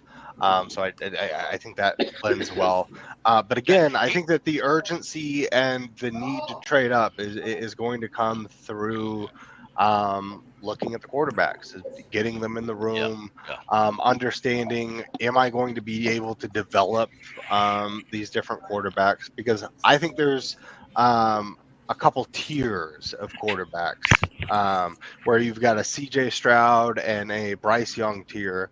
And then that next tier there, you've got Anthony Richardson, Will Levis, and then Hendon Hooker, who have great talent, but they have these question marks there. So is there anybody in that tier that the coaching staff has talked to that they feel like they can develop, that they can feel like can come in and be successful in their system? If there is one guy or two guys in that tier that they feel comfortable with, maybe they don't feel the need to trade up, right? Or it goes the other way around. Maybe Bryce Young does measure in at 5'8", 185 pounds, and Reich's like, look, I can't do anything with that. And then they're like, CJ is really the only guy that we feel comfortable with in the room, and then they go and pay whatever needs to be to get CJ Stroud. Yeah. At worst, in the 7th round, we can draft Stetson Bennett. In the 7th round, he could be our last pick in the 7th. Oh wait a minute, we ain't got a 7th round pick. Maybe he go undrafted. We need a water bill. We need a long snapper replacement. That long snapper he been there so old he probably remember playing for Dome Caper. Jake Haener in the 4th or 5th round, the most accurate quarterback in college football. I've heard his name, but I don't. Y'all may be. Y'all about to activate baby. What up, cuz? I'm joking. I'm just messing. Stetson Bennett got pulled over for DWI or public intoxication or something, so he probably won't get drafted.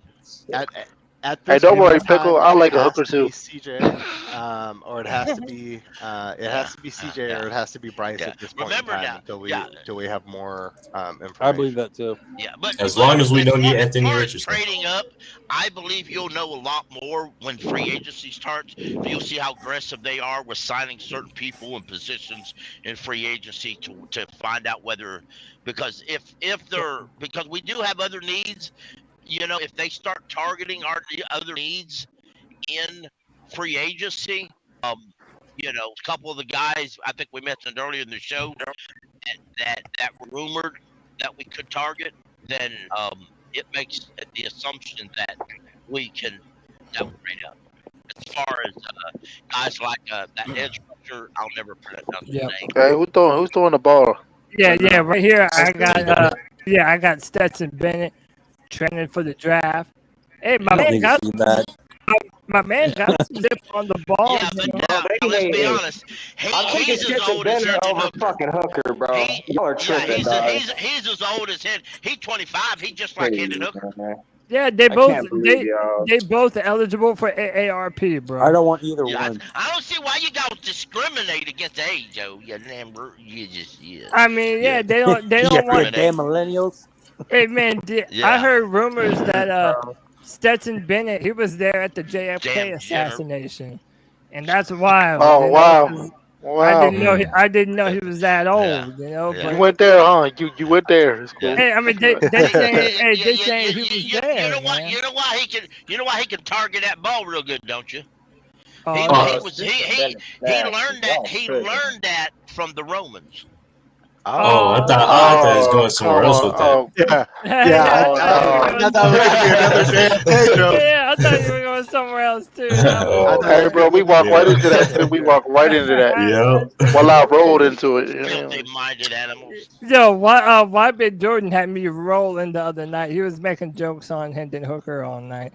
And talking about he took pictures of Malcolm X. Yeah. Oh, no. Well, you gotta well, why Big Jordan can't help it? Because it's Black History Month, I kind of feel offended. No, I'm joking. Dude, I'm just hoping that whoever the quarterback is for the Panthers, that they just come in here and work their ass off, man. We finally have the coaching staff to get the most out of all these dudes. So, you know, there's no reason that whoever it is, I mean, you name it, from Derek Carr to Bryce Young to CJ Stroud to Matt Corral, you have to like your chances under this coaching staff. Like, you have to. We have the talent. Yeah, absolutely. Anthony Richardson, literally whoever you pick, they are in a good situation with our offensive line, with our running backs, the way we run the football. You know, we retain James Campen, the O-line coach. All that matters, man. Bring those dudes back and let them air the ball out. And I think we're going to be okay, man. To me, the biggest question of this draft is, do the Panthers trade up? Because I'm telling you, it's going to be crazy expensive. Crazy expensive. No matter where you go. If you go from anywhere from 1 to 4 to wherever else there's ahead of us. Nah, man, y'all I'm fine with it being expensive though. Win more fucking games, and we was in the second overall fucking position for the second overall pick, but we was playing for a coach that's not even fucking here, man. It's bullshit, bro. That's why I wanted to take. That's why. If we talk. Oh, you're not a fucking true fan unless you're cheering from. That's fucking bullshit, bro. We ain't going to no sleeper. We ain't going to no fucking Super Bowl, bro. That's what you know what you need a hooker. You need to get a hooker. Nah, bro. That's what you need. It should have been a complete rebuild. If we're gonna trade our best player in Christian McCaffrey, then we gotta trade the whole fucking house, dude, bro. Fans thought I was crazy because see, I was like, I don't think he was our best player. Hold on. So on the of how expensive it would be to trade up, I think it's going to depend on the team. Well, and it's going to depend on how the quarterbacks look for other teams, right? If Anthony Richardson is someone that Indy likes, if it's someone that Houston likes, and if Bryce Young measures well, right? If Levis impresses, bro, okay. Listen, I'm so sick of this fucking measurement, bro. If we're talking about pure football, bro, he's the best QB I've seen in fucking years, bro. You guys are absolutely out of your mind, bro. I mean, y'all over here talking about fucking size. That's the only thing y'all got. Can you tell me what's wrong with his play and what he does wrong on the field? I'm so sick of hearing about the size, bro. The problem with that, the fucking truth, bro. The problem with that is we can't go to a point where like athletics are no longer about athletics anymore, right? There is a reason why I could have the same skill set as Aaron Donald, but you put me against an offensive lineman and I'm still going to be washed out, right? Because physical traits do matter. Like right. Let's so does CJ Stroud arm length matter? Is he successful in the SEC like he was in the weak ass, sorry ass Big 10? I think that depends on the system that he's in. I think that depends on I think he's successful, but I don't think he's winning a Heisman. I don't think he's winning a national title like fucking Bryce Young did. And he's got talent at Ohio State, but I don't think he's doing that shit in the SEC, bro. But Mac Jones did that in the SEC, right? Like, dude, Mac what Jones, are we doing? everyone shits on Mac Jones, bro. But watch him ball out this year, bro. But G baby, why don't you? But hold on, G baby, wait, hold on, time out, hold on. Wait, hold on, G baby. If you don't like C.J. Stroud, if you don't think that he could be C.J. Stroud, no, let me finish. Put him in the SEC. I don't think he's doing what he's doing in the Big Ten. Okay, I don't believe so. If he could not be successful in the SEC, then why did you want him to be a Panther so bad? No, wouldn't that say that he's there's going to some be shit wrong successful, with him? bro. I don't believe he's doing. Bro, I don't believe he's doing what Bryce Young's doing, bro. What I see in Bryce Young, bro, is just some of the best football IQ I've ever seen. Like, I just don't understand, like, how you guys. C.J. Stroud definitely couldn't have been successful against a team like I don't know, Georgia. Like that could. Yeah, I mean that's. I mean, the game of your life. I mean, in my opinion, if I'm trending up to the number one spot, I'm gonna go for fucking Fields, and then I'm gonna go for Bryce Young, and then I'm gonna go for fucking C.J. Stroud, bro. And order, bro. Josh Allen didn't play nobody. Justin Fields is special, bro. But Josh Allen didn't play nobody when he was playing up at Wyoming. He didn't play good competition, Cody, so I mean, you have to protect him. Josh Allen ain't even all that, bro. Y'all hype up Josh Allen, bro. Josh Allen ain't shit, bro. Come on, dog. Yeah, Mahomes played in the Big. Listen, it depends where they. It depends. Okay, Mahomes is an anomaly. Okay, he landed with a great coach. Okay, when it comes to Bryce Young, yes, G baby, you're correct. He has the potential to be Deshaun Watson before, he got mentally. Bro, better than Deshaun Watson, bro. Y'all are fucking out of your mind. But C.J. Stroud is just he's very accurate. He just reminds me a lot of Joe Burrow. I'm not saying he's gonna be Joe Burrow, but I'm saying he's gonna be that. I mean, he could very well be. And like G baby, you were saying, well, I don't know if you could do this in the SEC. If Joe Burrow played in the SEC and was still doing those things, people were not going to draft him because he played for an SEC team instead of LSU. Yeah, but Joe Burrow had look at the wide receivers Joe Burrow had. Those guys are they're what, number 2, number 3? Max. Well, yeah, but he's still Jamar Chase, Justin Jefferson. Yeah, he had the crew. But you can't knock a guy for having talent around him. Like you have to scout what they actually do, right? And be able to project that into the NFL level. I think again, Bryce is in that tier with C.J. Stroud, where there's not really many questions. Bro, he's a tier ahead of C.J. Stroud, bro. My friend, he's not. He's little. On this channel, they knock players for having talent around them all the time. Listen to how much they smack around Hendon Hooker because he got talent around him. They do it all the time here. G baby, one of the things that we try and tell you every week that you're so dismissive of about C.J. Stroud, I mean not Stroud, Bryce Young, is that him being 5'10", 185 is not a problem at all. And hey, if it isn't, then you were right the whole time.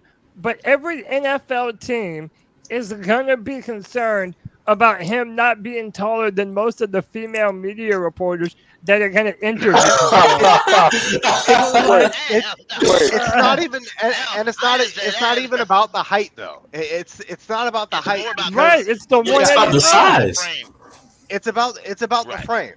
Because here's the thing: is that in order for Bryce Young to be successful, he has to be like the ultimate outlier, right? Like, everything off the charts and everything else says people this size are not going to be successful long term in the NFL because they're not going to be able to stay healthy, right?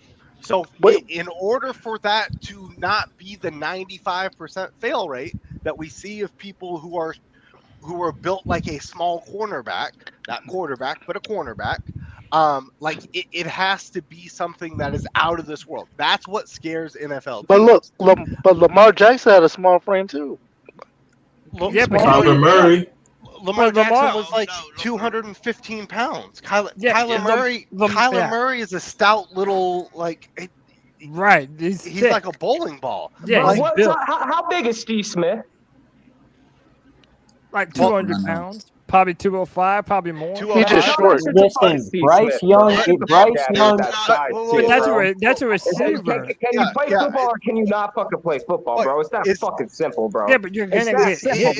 Is Steve Smith getting hit? The best competition in fucking college. Steve Smith is a receiver. He is gonna get hit. Listen, Bryce Young is but he's not getting hit by defensive linemen. He's not getting hit by defensive linemen. Bryce Young. Let's be honest. He's getting hit by other small people who are cornerbacks. Maybe he goes over the middle and gets hit by a lineman. Bro, what are you talking about? Oh, this debate is nice and healthy. He's going against the best DBs in the nation. The thing about Bryce Young is that he's special. Do y'all realize that Bryce Young will be Bryce Young will have a better career than CJ Stroud. Bryce Young will be. I don't know about that. Bryce Young will be 215 by the time he's in the NFL. Like, goddamn, he's 22 years of age. He's a young man. He can't put on no fucking weight. Wait, he's gonna add 15 pounds by the start of next season. Well, 15 pounds of muscle. Y'all don't realize how hard it is to add. Is he even allowed to gain weight? He's about 185 pounds, if we're going to be honest here. Bullshit, bro. He's a professional, bro. He's about to be a professional athlete, dog. Okay. This is straight business, bro. You don't think he's gonna come into the combine where he needs to be? He's smart, bro. It's physiologically impossible to add 20 to 25 pounds of functional weight and keep that on in like a 6-month period. Lamar Jackson just gained some weight, though. No, Jordan, he didn't just do it over the course of an offseason. He did, Lamar Jackson. Dude, listen, Lamar Jackson has been beefing up ever since he got into the NFL.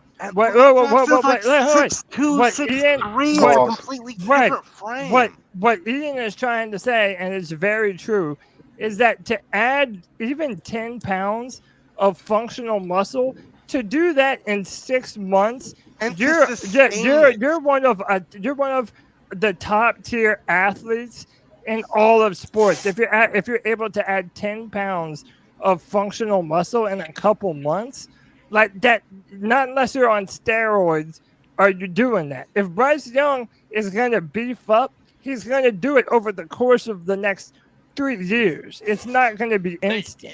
Cody, it's going to take him 3 years to gain 10 pounds, huh? Okay. Lamar Jackson said last year he was 208 pounds. This year he said he put on 22 pounds. On the Ravens website, it says he's 230 pounds. So unless Lamar did steroids or doing what he said, Lamar did it. So true. Let me see what he weighed during the combine. Hold up. The combine weight. No, it doesn't matter what he weighed in the combine. He said he was 208 pounds. The entire conversation changes if the Bears fall in love with Bryce Young. The entire conversation. Oh, they will. Wait till that combine and y'all see what he can do. I will admit that doesn't sound right. Like Justin Fields is on the block. Then you're talking about the Texans are now debating if they want to trade for Justin Fields or draft C.J. Stroud.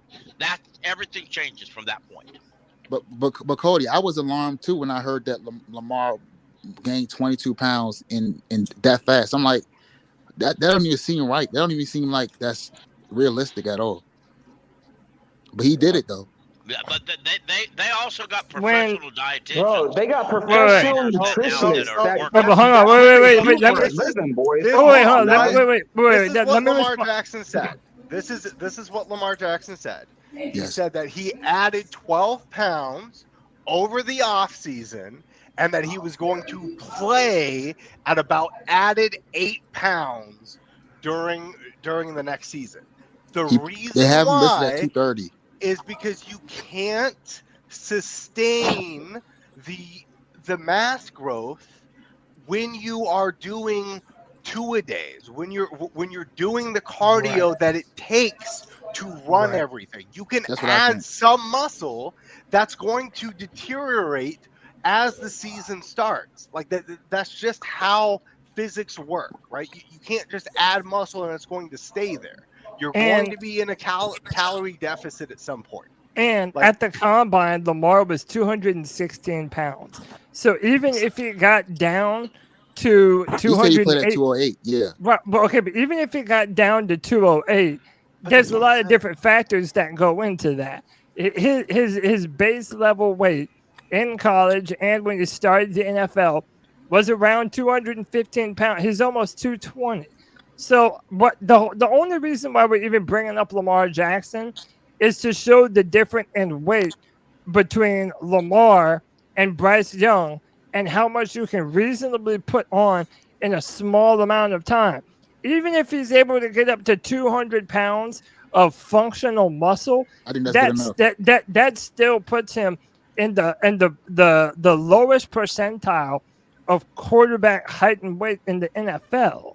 Like, that's why people are concerned.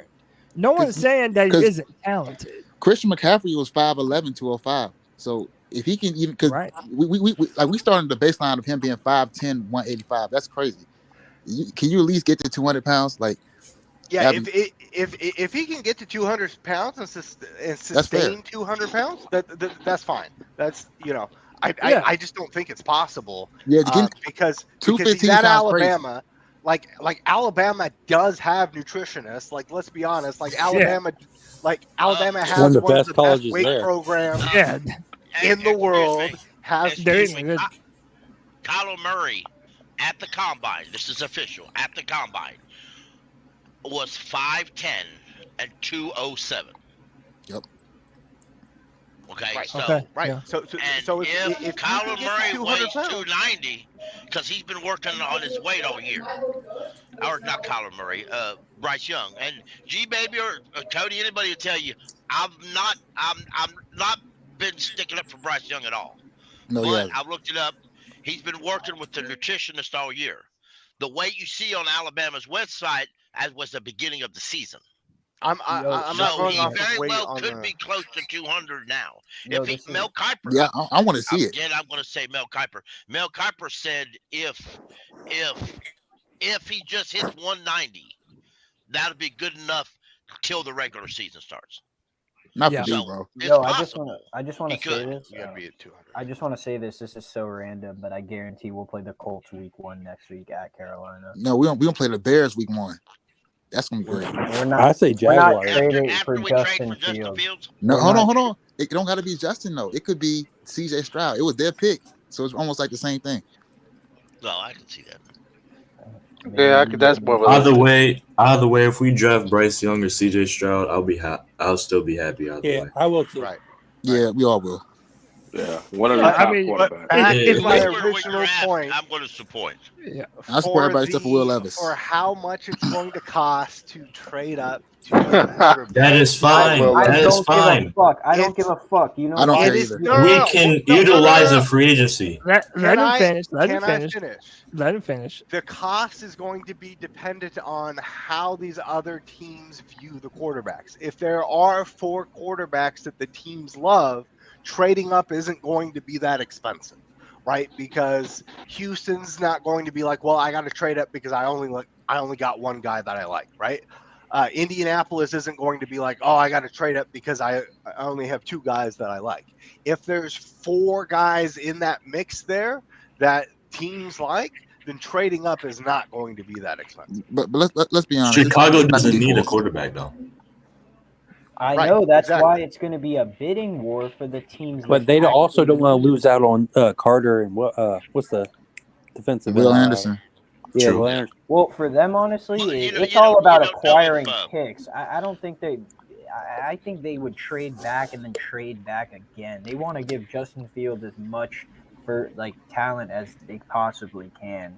Trading Now- back and then trading Well, back again runs the yeah, risk of not getting any value for. There are several reports that out now that there are not a lot of teams who really want to trade up.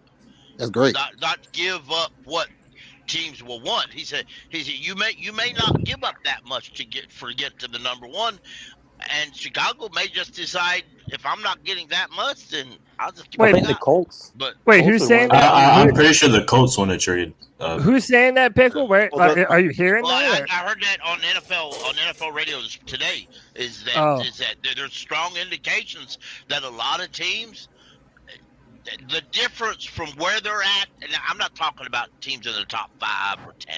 I'm talking about, like for Washington?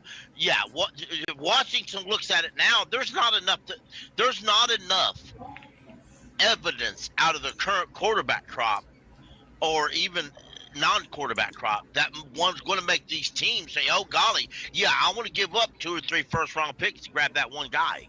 There's not enough talent at the top of the rosters this year. Well, and then the top of the draft, rather. So, but we already. From the conversations that I've had with people around the Colts organization, they may be in a position where they're looking just to tank for Caleb Williams, which would be nice for us. Detroit they need to say that publicly. They haven't said it publicly, but Detroit is falling in love with Anthony Richardson. So whether they go for him at 6 or they go with him at like 13, I can see that have Jared Goff there. Who was falling in love with Anthony Richardson? I missed that one. The Lions. The Detroit Lions. Oh yeah, I can see it. The Lions pick at 18. Oh. Yeah. No, they picked early 6 too. or 18. They picked. Yeah, they got 2 picks. Yeah. Oh yeah. No, you're pick- right. Yeah. No, pick yeah, 4. my bad. Yeah. They're pick number 6 and they're pick 18. Right. So. No, but that kind of leads back to my original thought. Even though you're hearing that maybe they might not be too expensive, we know what's going to happen after the combine and the pro days. Everybody's going to get a raging hard on for all the quarterbacks that are throwing deep bombs at the pro day, running fast at the combine. Quarterback mania is going to be in full effect.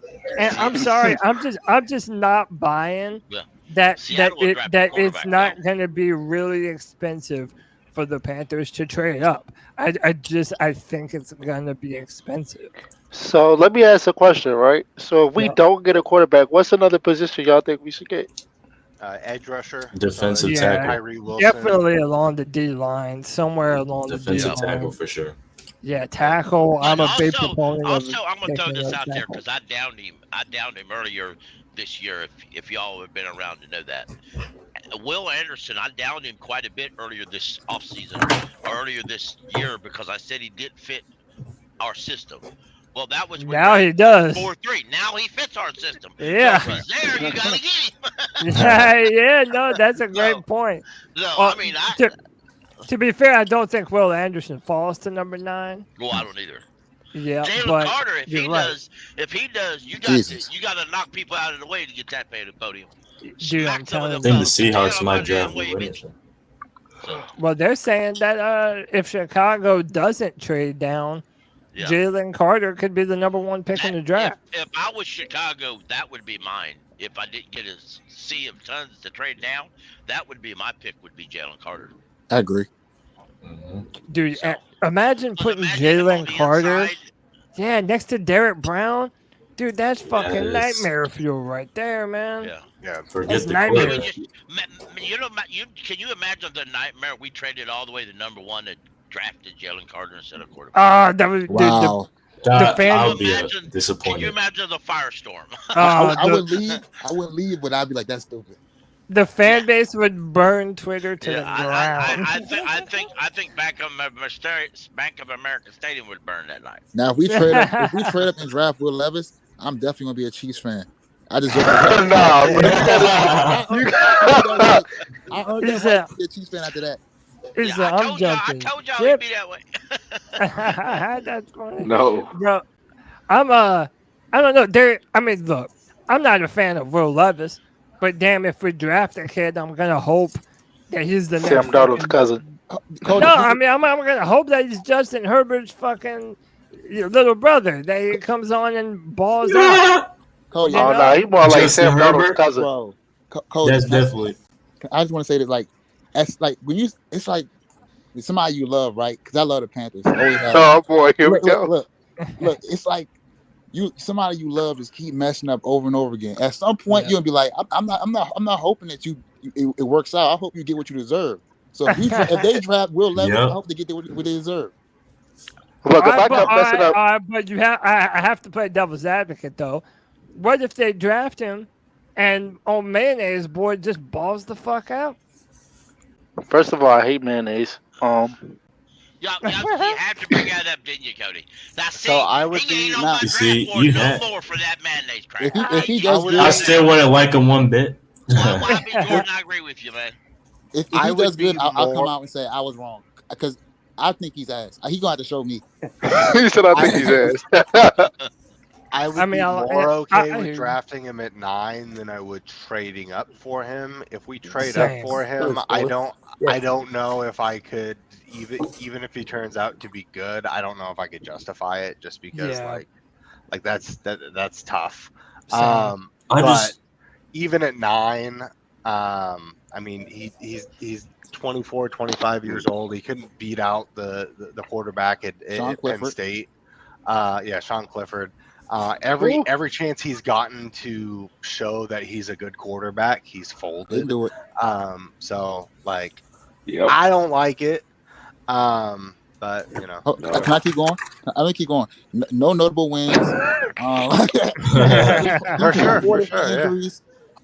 No, I'm gonna stop. Four different injuries though. Hey, 40. I'm gonna keep it going. Four.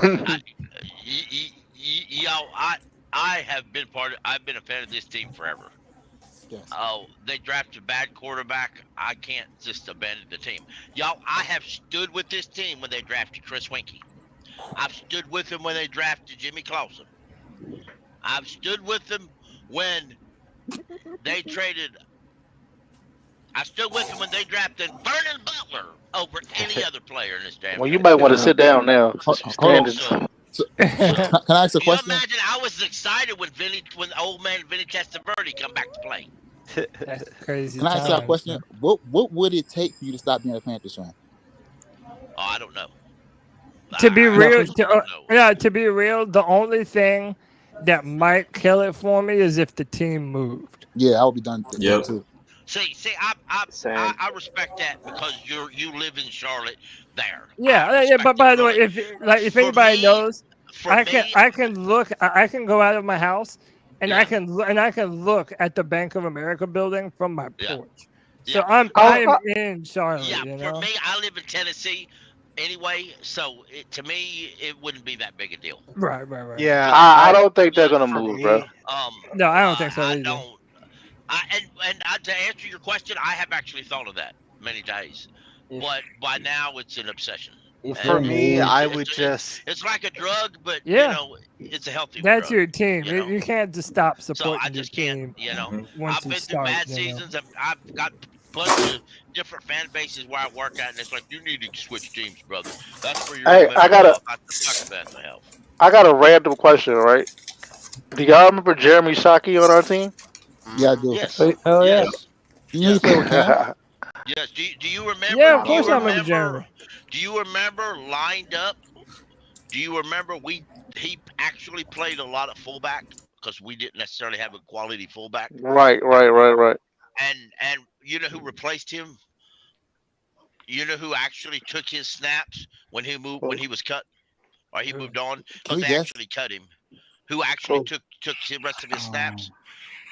Mike Tolbert, the fullback. Oh yeah, Mike Tolbert was a beast for a minute. I ain't gonna lie. I miss Mike He Tolbert. lined up a lot of Mikey fullback. Tolbert's my And because we got rid of Jeremy Shockey and D'Angelo Williams, I think they're in the same draft class or the same time period.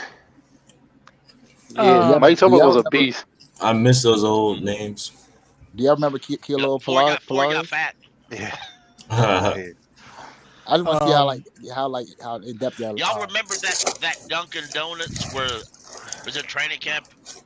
Jonathan Stewart, D'Angelo Williams, and Mike Tolbert and Fozzie Whitaker were in Dunkin' Donuts, and they I started remember singing. Fozzie. They started singing in Dunkin' Donuts. Hey, so hold that thought 1 second, because I gotta take care of some business, and I gotta tell you all about our sponsor, PrizePicks. Download PrizePicks today and play daily fantasy sports. Make sure you use the promo code C3 when you sign up.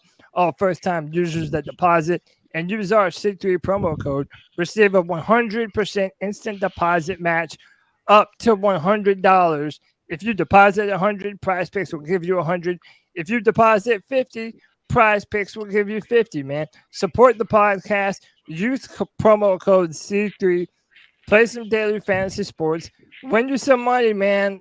Fans of C3 do nothing but comment and leave messages about winning with PrizePicks, man. So if you want to support the podcast, that's PrizePicks, promo code C3. Ian, were you going to say something, I think?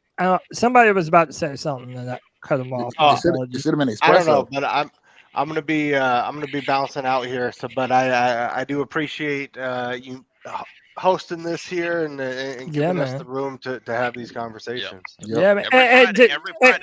Hey, just so I'm correct, you're in our creator chat, right? Yeah. Yeah, okay. I thought I recognized you. No, I appreciate you joining the show, man. Definitely come on again, dude.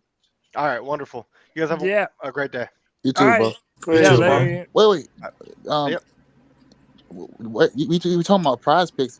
Is it espresso in here? Is what? Espresso in here. White chocolate. Oh yeah. What's Yeah, up? you're right here. Yeah, we need you gotta give us some picks, bro. Because didn't they say you almost won $8,000? 10,000. No, he almost won 10,000. Wow. Yo. Bro, you doing something right, and I need to holler at you. And bro, Almost. he's been won consistent. and he won 800. So yeah, Kev, he's burning through some PrizePicks, man. All right, Kevin, tell us the truth. Was it better to almost have won and realized one or two things you could have did you would have wanted, as opposed to rather not been that close? Oh, dude, all he had to do was do under for Sky Moore instead of or he had to do less than That's more, crazy. and he would have hit, bro. Yeah. To be real, Yeah. Kev, I don't know why you would expect Sky Moore with all of those. It was only players. 7.5 yards he needed over. And I saw that the Eagles, they got great pass defense, but they struggle with the slot receiver. And I figured, Sky Moore right there. And he got targets in the last game. Like, he got a lot of targets. I was like, yeah. I bet on MVS, bro. And MVS, he let me down so bad, bro. He did not get one catch. He lost me. He lost me 2 bets, bro. No, I won. I got 400 off the Super Bowl. I got $36. If I may throw this out real quick, I would like to know: do you think the Chiefs' offense will change now that Matt Nagy was pretty much going to be their offensive coordinator? Now he's been their OC before. Remember when they said the Chiefs wouldn't make the playoffs when Tyreek left? Yeah, there's your answer. Yeah, I think they'll be okay. They're one of those teams that they're the new Patriots. Everybody has to try and be better than the Chiefs, and it's hard to imagine that they will. To me, it's as much as I picked the Eagles to win, but I'll be bluntly honest. Patrick Mahomes is the guy. Oh yeah, Patrick Mahomes is that guy. He's that guy. Travis Kelce is that guy. Yeah, they ain't a whole lot of people. They ain't a whole lot of people that would have took off and run 26 yards down the field for the game-winning kickoff, while Riddick and the rest of them kind of watched him. Jalen Hurts is still that guy. He's still that guy. Michael Mayer. Jalen Hurts, he broke records for a quarterback in the Super Bowl. Yeah, he did. With 2 rushing touchdowns, 1 passing touchdown. Yeah. Now, dude, I don't know. I don't know how anyone doesn't like Jalen Hurts. Jalen Hurts is a hard worker, works his ass off. He's a good dude. He's a franchise quarterback. It's gonna be harder for him next year, though. Yeah, that's always how it's going to be after you come off of a Super Bowl and you have a bunch of free agents. But how about this? I would, if I'm picking right now, I'm picking Jalen Hurts over Dak Prescott. I'm picking Jalen Hurts. Hell yeah, of course. That's a bad comparison. Well, so then, who would you pick Jalen Hurts over that people view as like Justin a Herbert. really? Okay, I heard Josh Allen. I heard Justin Herbert. Y'all got to understand though. It's about what situation you're in too. Like if Josh Allen was on the Eagles, I'm pretty sure no one would be saying that. I think Josh Allen's overrated. It's my first year actually watching him. I'm like, man, what the hell was that, bro? Nah, I don't think he's overrated. I think no. I'm not saying he's trash. I'm saying he's not as good as he is. I think their change at offensive coordinator hurt them more than the Bills expected it to. Yeah, I really do believe that. It was Dayball, bro. Dayball went to the Giants and Daniel Jones is top 15? And Daniel Jones was a bust for the past 3 years, but then he actually had a solid season. So like Dayball was the factor there. Bro, look at Sam Darnold down the stretch. Yeah, you're the Giants. Sam Darnold was balling. Yeah, you're going to give Giants are going to give Daniel Jones a contract. I hope not. He could very easily hit free agency. He really could, because his agent may say, "Well, you went to the playoffs, or almost, or you're going to be worth this much money." The Giants may not feel comfortable. I thought Daniel Jones wanted to test out free agency. The Giants fucked up because they didn't pick up his 5th-year option. 5th-year option. So at the same time, though, we picked up Sam Darnold's 5th-year option and regret it. If they would have picked it up, the Panthers and the Giants. Panthers and the Giants are in reverse situations. We should not have picked up the 5th-year option, and the Giants, they should have. Right. Daniel Jones looks like Eli Manning. Hold on. To be fair, though, Jones is actually faster than Eli. To be fair, though, NASA, Eli Manning won 2 Super Bowls. Daniel Jones ain't won one yet. He's not even seen the Super Bowl in his whole career. We need to see the I like what you did there, Cody, but it still didn't work. We need to see the consistency from these players, man. Like, I think Jalen Hurts is great, but I got to see him do this next year. I agree. Same with Daniel Jones. Like, you can't just say, "Oh, he's a great quarterback now" because he had one okay season. Yeah, no, that's true. Yeah, and Anthony, some people I've heard people talk that it wasn't Hurts, it was the system, and the very same people that tell me that will turn around and say, "But we need to go get Gardner Minshew to be our bridge," and I'm like, well, wait a minute. He played in the same system, was there as long as Jalen Hurts has been there, and when he went in, he looked awful. Who said that? Like, the only thing about Gardner Minshew is he played with the Jaguars when he had it. Dude, I can tell you folks on Twitter. I'll tell you name by name. I don't have to tell you them. Follow Cody. He'll say the same damn people. Dude, Tony Dunn is the biggest Gardner Minshew fan I think I've ever known in my whole life. Tony be trolling. I like that. To go off what Pickle just said. He been trolling for real. Bro. He trolls hard. But he's tell real you, when he talks about it. To go off what Pickle said, Gardner Minshew in that one game he played this year he put up 34 points versus the Cowboys. So I think, that's why I said you got to see what Jalen Hurts does again when teams watch film on the teams always watch the most film on the Super Bowl teams in the past year. Why do you think we had such a fall off the following year? Because those teams figured out those same 12 plays we ran, and we didn't adjust to it. So in terms of that, I think Gardner Minshew proved that the Eagles had a really good system in place for Jalen Hurts. I'm not saying he's a bad quarterback. I just think he's got to prove that he can do this consistently every year. And his OC just left, so we'll see what happens. So this the thing. Like, I think that Jalen Hurts is definitely not gonna be able to run like that next year. He's gonna have to rely on his arm because, like you said, they're watching a lot of film now. So it's definitely gonna be different. You know what I mean?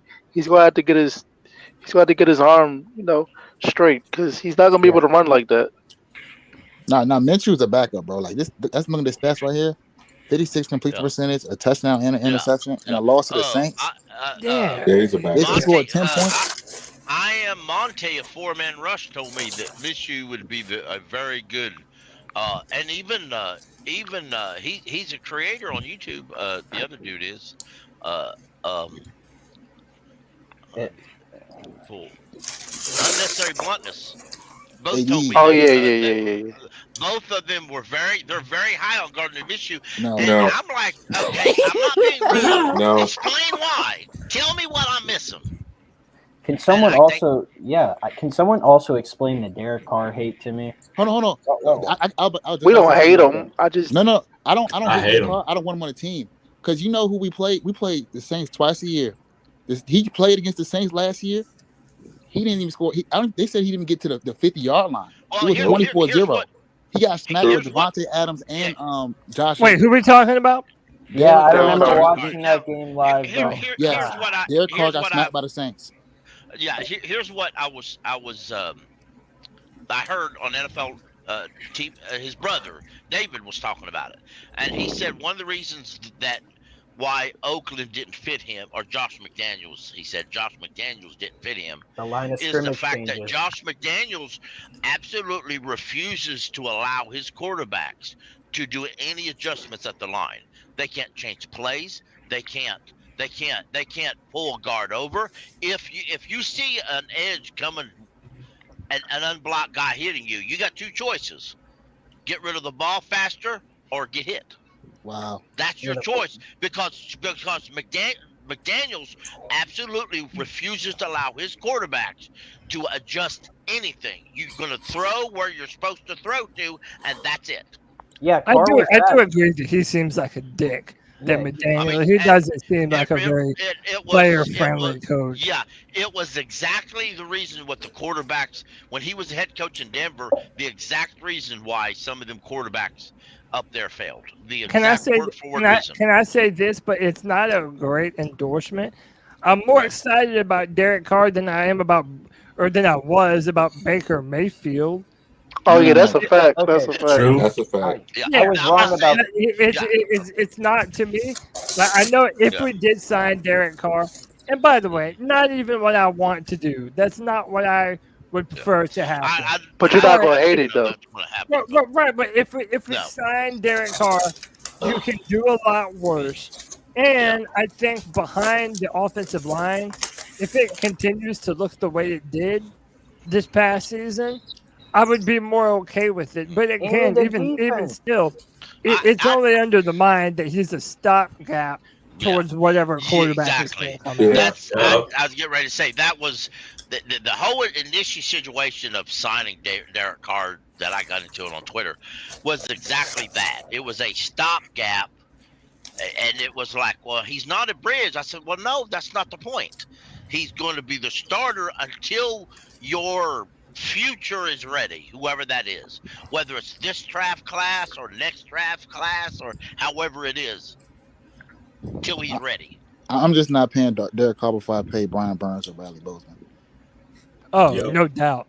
And by the way, as soon I don't even as want to pay him at all. I don't even know what day. I don't know what day free agency starts, but I'm pretty sure the first day that we're able to sign people, I'm willing to bet the first headline you're going to read is Panthers sign Bradley Bozeman to an extension.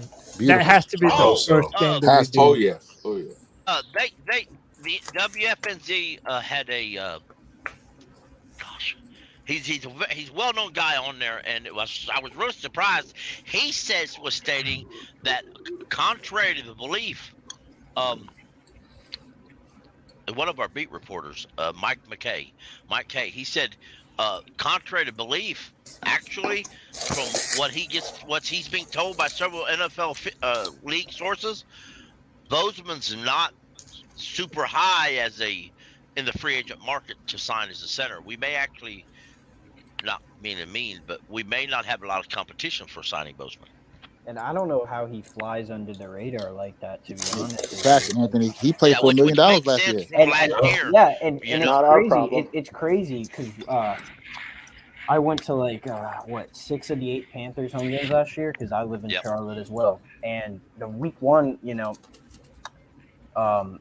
I was just like, why the hell isn't Bozeman on the field? And then the first game, week 7, which I saw live, dude, we had gaping holes, man, on Tampa Bay, and I was like, oh my God, like this dude's just bigger, he's more physical, like it's crazy to me. I hope we give him like a 3-year deal, But I think also going into O-line, I really think that I think a lot of those later round picks this year should be used on, maybe one or two depth pieces, because Cade Mays is probably going to be starting at right guard to start the season because Austin Corbett may not be ready from his injury. I hope it's Deontay. Oh, Brown? Oh no, dude! They say he lost weight. Blastoids, let's go. Let's go. Hey, man, look. After we see how Terrace Marshall was done, how Bradley Bozeman was done, would they really surprise anyone? Like, Matt Corral was done. Yeah, dude, it wouldn't surprise me. Like, let's say Deontay Brown comes in for Austin Corbett because he's coming back from an ACL tear. So what if my man Brown steps in at right guard and just starts mauling people? Yeah. Just moving people out the way. And it's like, oh, yeah, here's another player Matt Rule completely fucked over by never giving them a legit chance to compete for the job. You're right. You can't trust any of those things that Matt did because we don't know what these players can or cannot do. Let's see. It'd be funny if Brown starts and we lead the league in rushing. Dude. All right, so this my thing. End of March is free agency. I think that Matt Rule. See, the thing is, a lot of people who come from like the college, like coaches come from college, they don't transition very well in the NFL. So I think that's the problem. I think that Tepper really he saw a shiny new toy. He was like, let me bring in Matt Rule because he wanted an offensive type of team. But Matt Rule wasn't the way to go because he was a college coach. From what I'm seeing on the NFL, a lot of college coaches that come to the NFL, whatever, they don't make it. Yeah. Rule one of them. Tepper got suckered. Yeah. Oh my goodness. He just got suckered. Right? He finessed him for $40 million. How you finesse a billionaire for $40 million? That is crazy. I'd like to figure that out. Because wasn't Saban coach of the NFL? He coached the Dolphins. Yeah. Good on Matt Rule, man. That's what snake oil salesmen do. That is, they convince you to buy some shit you don't need and you're overpaid for something that was useless. Oh no, yeah. That's impressive, bro. This is going to be it really is. No, straight up, it is. This is going to be the first year where I call in on the podcast and be like, we actually won. Let's fucking go. That's literally how it is. No more. It's not going to be like where I was like, Matt Rule effed up again. Well, keep pounding, boys. Like, we actually have stuff to talk about and stuff to be happy. You have something to look forward to. Yeah. And, dude, and I know we're all fans. We're feeling good about the coaching hires. But, man, when you look at the coaching staff that we're going to enter this season with, compared to last season, dude, it's like there's no longer a dark cloud hanging over the head of this franchise. It's like now, even though we were optimistic at the beginning of the year last year to a certain degree, no one ever thought we were going to go far with Matt Corral as the head coach. But I feel like a lot of us think that Matt Rule. Matt Rule. But a lot of us, I don't even know what name I said. But a lot of us think, a lot of us do think that Frank Reich can have a very successful first year as the head coach of the Carolina Panthers. Yeah. So I got us winning the division off our coaching staff alone. Yeah, man. I mean, I don't know why you would pick anyone else in this division over us right now. How many games do you think we'll win? Depending on the quarterback. If it's CJ Stroud, we win at 12. 10-7. 10. I'm not listen. CJ Stroud. I think it's too got early. too many needs to fill before I say that. I agree. I agree with that, Pickle. But at the same time, when you look back, even in Matt Rule's tenure, right, even in earlier this season, the Giants and Browns game, we would have won those games with a Derek Carr. We would have won those. Yeah, or Sam Darnold. Even Sam Darnold. So my point is that like, if we just get a marginal a quarterback upgrade, even if it's a rookie with an actual competent coaching staff, we're gonna win 10 or 11 games easily. Like this, I could easily see us getting 5 or 6 off the rip from the division. Like, who's going to beat us in the division realistically? Yeah, because this division is kind of weak though. So we got it. We might sign him. And that's part of the reason that Tom Brady always got the number 1 seed in the AFC, because he had 6 automatic wins. So he'd start the season basically 6-0, and then he'd only have to beat like 5 or 6 other opponents. Yeah. Hey, I wanted to give a shout out to Matt with the $5. Says green pastures ahead, boys. Keep pounding and get Peppers his gold jacket. Yeah, he'll be coming up here soon, man. He will be coming up here soon. Hey, so this is the final segment we're going to do, and then we'll get out of here. I'm going to name a quarterback that could start for the Panthers, and you just shout out how many wins this team gets with this player as the quarterback. Y'all ready for this? Hold on. Yep. I just want to say this for the record. I did guess. I predicted the 5-12 2 years ago, and I predicted the 7-10 this year accurately.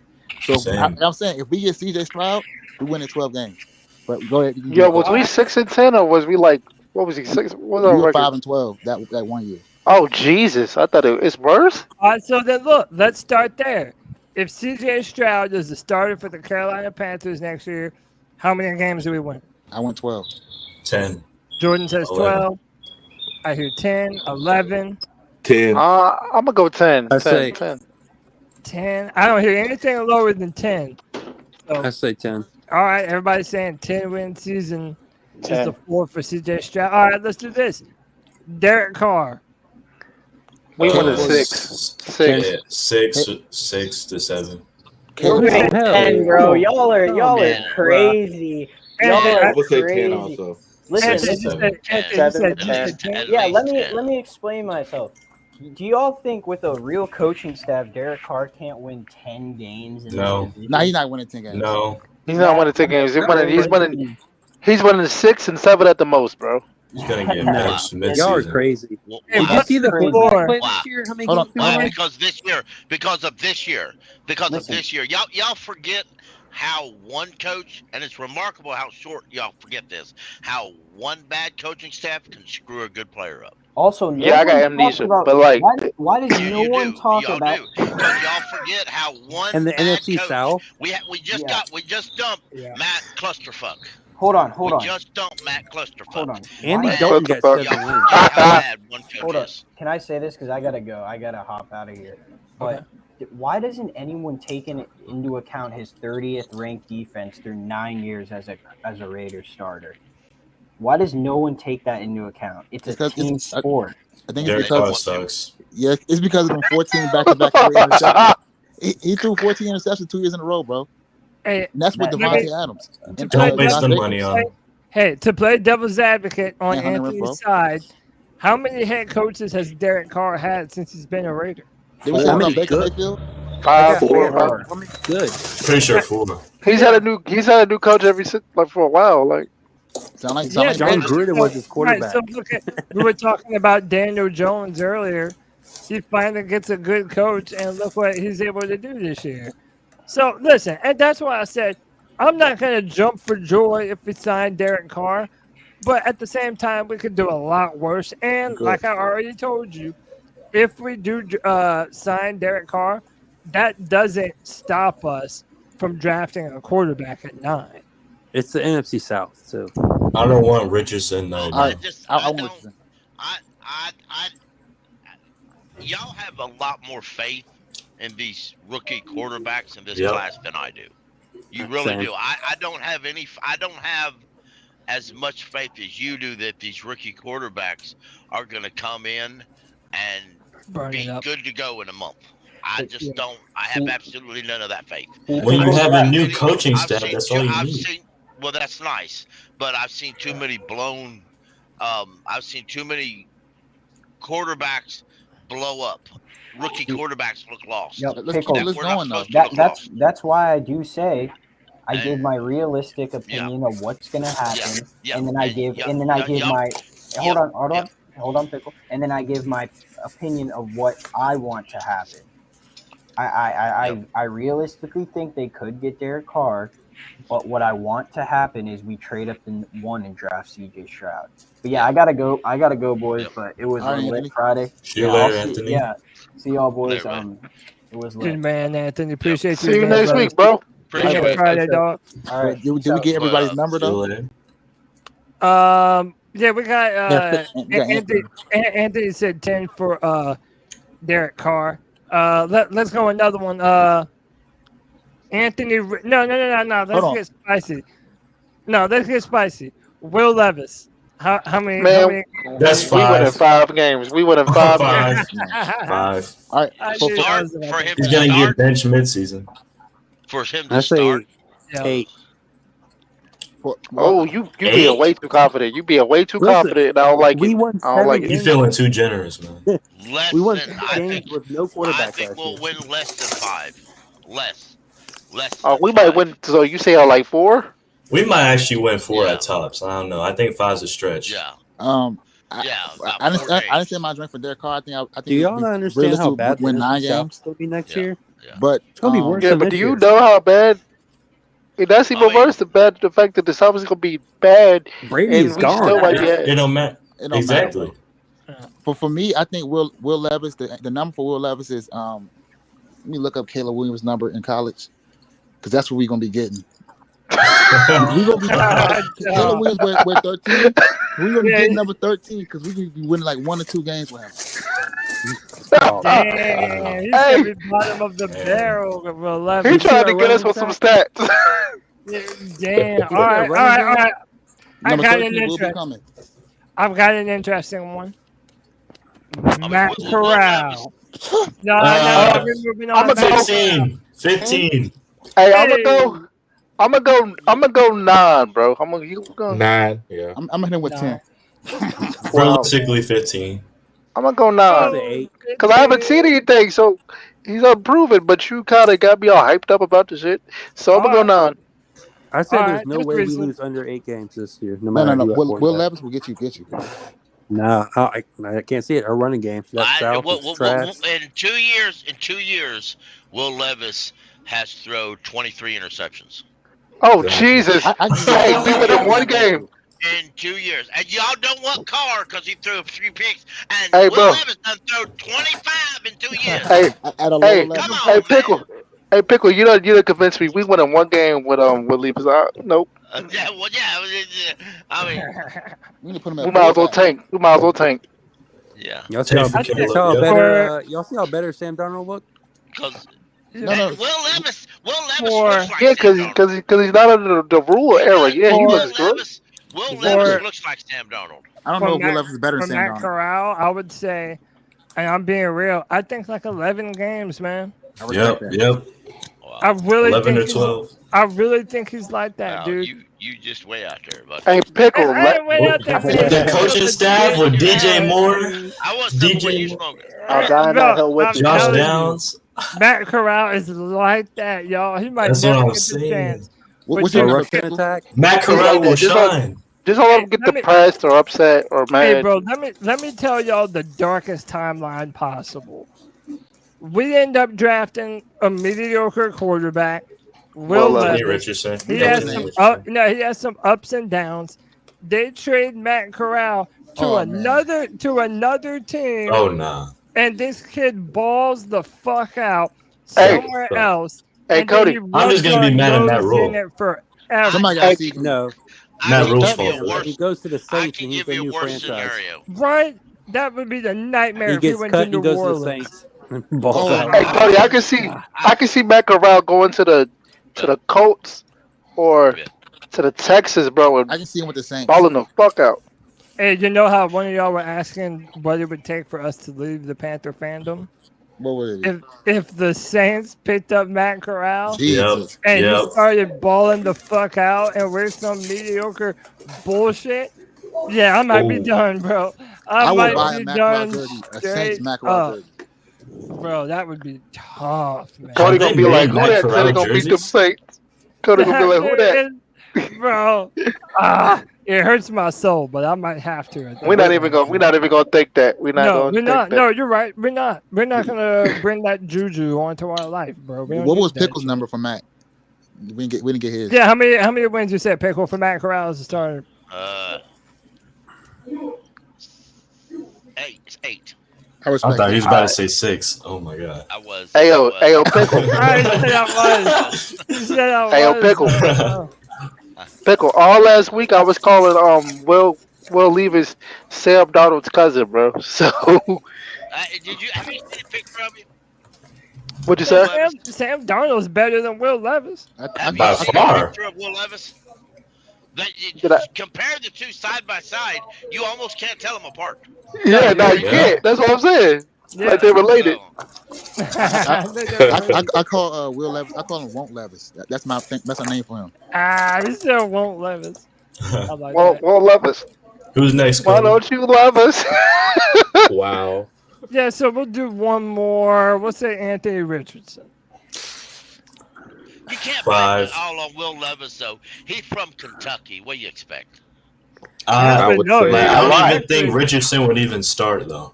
Actually, I don't think he will either. Pickle, Will Levis is actually from Connecticut. That's even worse. Yeah, it was born in Connecticut, played football in Pennsylvania, and then played football in Kentucky. Nobody knew about him. Oh, he asked. Okay. But Anthony Richardson, how many wins we getting with AR-15 under center? I don't even think he started. I say 0. I don't think he's going to start. I'm full generous. I'm gonna say. I would say probably like 4. 5. I'm 4 saying at most. generous 2. 5. Okay, low end. 2. Oh, We'll man. give you 2. 6. We'll win the bye week. And we'll win the last game of the year because everybody feels sorry for us. That's not generous. That's very disrespectful, dog.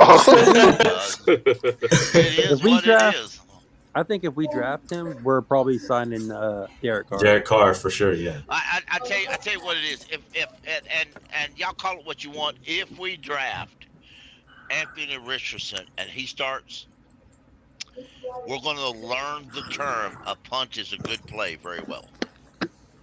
We're going to like that word. A punt is a good play because our defense is be better than the offense. We have a great punter.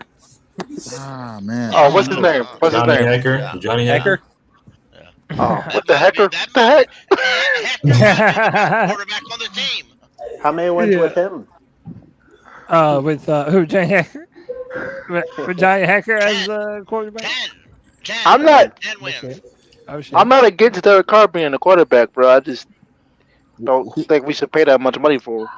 Exactly. And we wouldn't even have enough. Carr to a short contract, but I want to be real here. I'll be very real. If we get, and it's a shot in the dark whether you're going to get the Carr that you saw one just last year, or you're going to see Carr his whole career. It's just shot in the dark to that. I think he went 9 games for Carr. 9. Carr last year was Carr his whole career. People forget that in 2016, he was on track to be an MVP. I mean, he was really balling. Yeah, he was balling out for 1 year. That's the year he beat us, right? Yeah, that was the year they just narrowly beat us. I've been watching that as a kid. What happened after that? So good. He got a nice contract in April the 13th. They signed him to like a 4-year deal to like 121 million. Pickle, hold that thought. We got Jared in the show. Jared is our resident Broncos fan. Jared, have you back on the show. Jared, I have to ask. We've taken some Broncos coaches from you.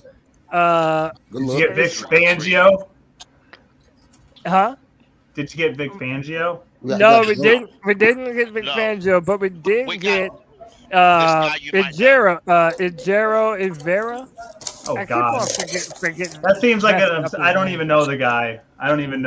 So he might be good for you. Oh no! What? Now you know who he is. I guess that's why DJ. You know who he is. Yeah. Like what? Was he a positions coach or something? Yeah, he mad. Oh no, it's cool. It's all good. That's why DJ Moore owns your team. We know Rex Ryan's coming to be y'all defensive. Oh God, that's interesting. I like Rex Ryan's personality, but I don't know how that's going to be working out. I think he'd be a good defensive coordinator. It's been so long, hasn't it? He was a very good defensive coordinator for the Ravens. He really was. He had a good run with the Jets. I just remember Jets. That's been a while. So. Yeah. Yeah. Now, as a head coach, he wasn't that good, to be honest. I thought he was good. Even when he tried to be defensive coordinator / head coach, he wasn't. But yeah, that's what I'm saying. He's pretty good. At least that's why I remember it. Strictly as a defensive coordinator. But you also got to remember, he had this middle linebacker, y'all. He had that Ray Lewis guy as a middle linebacker. Oh, jeez. Hey. So, you know. Hey, Will leave us alone. Yeah. He also had that guy named Reed.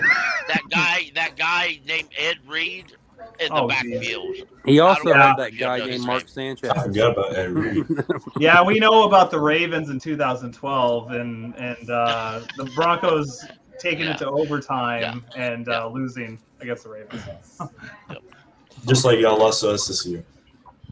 Yeah, that was horrendous. Yeah. Broncos. That was just a bad game. You guys got a running back, that's for damn sure. We don't know what PS2 was doing, though. Yeah, DJ Moore finally got the best of some Patrick Surtain. That was pretty good. Oh yeah, totally. Yep.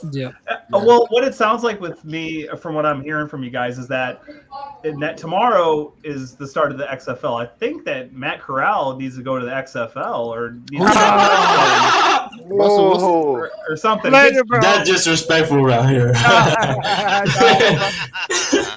I'm just playing. Better than Russell. Oh, he disappeared.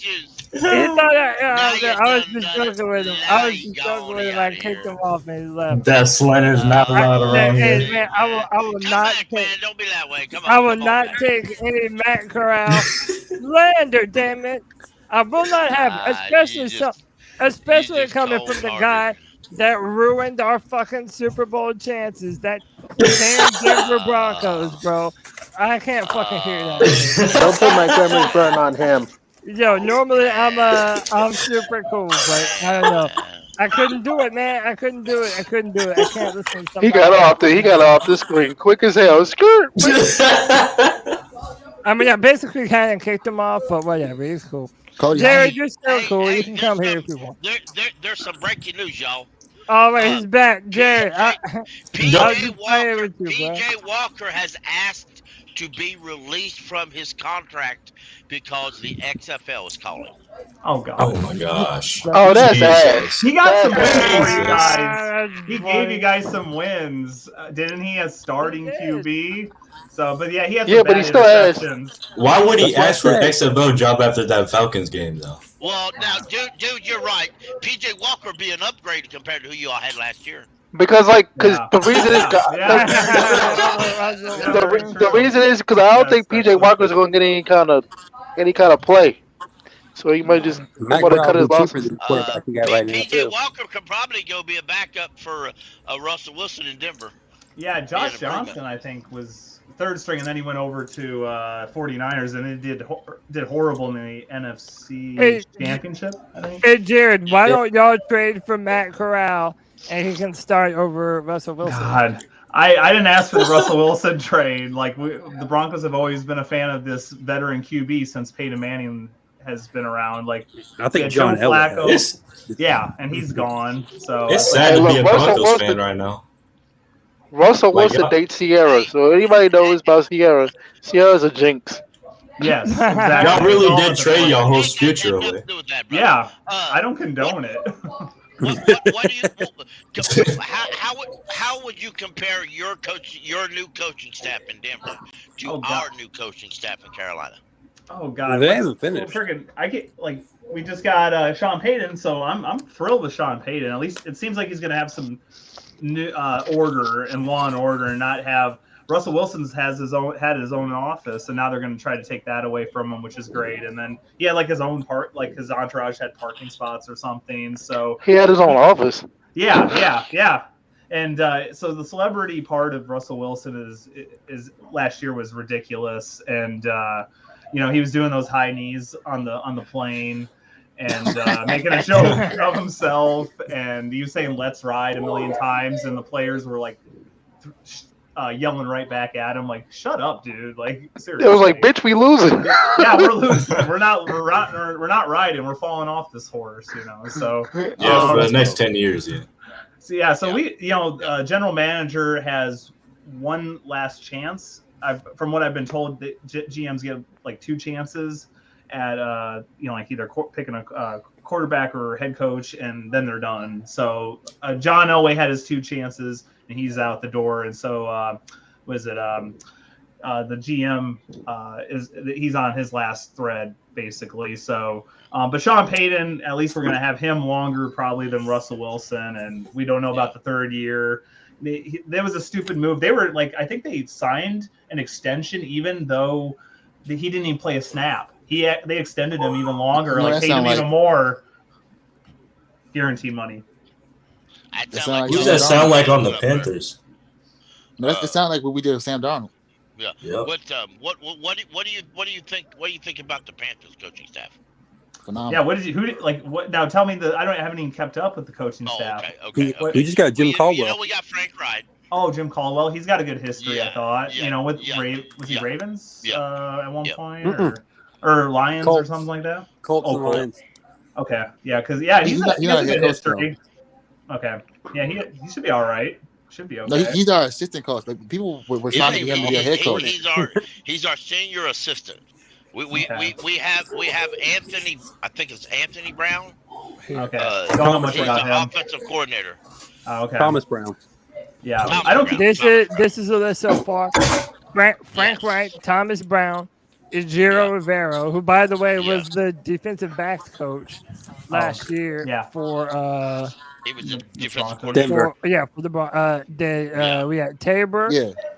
Josh McCown, quarterback coach, Deuce Staley, James Campen, Joe Walsh, who we haven't even talked about this entire show. 99 overall, bro.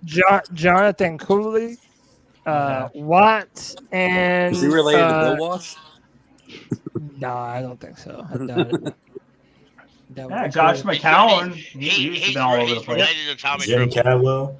By the way, all those trophies, those are Super Bowl rings. Yeah, Deuce Staley. Yeah, Panthers, we outside. We outside next year. All that experience. But we have 11 Super Bowl rings on our coaching staff right now. 2 ex-South Carolina players. It's looking better than last year for you guys. So good props to you way guys. better. Yeah. But look, man, we've done a 3-hour and 20-minute show, y'all. We don't know how to shut up, bro. We will talk about Panthers from now until the end of time, it seems like. Does anybody have any final messages, final things they would like to say before we jump out of here and end yet another Friday free-for-all? Yes. I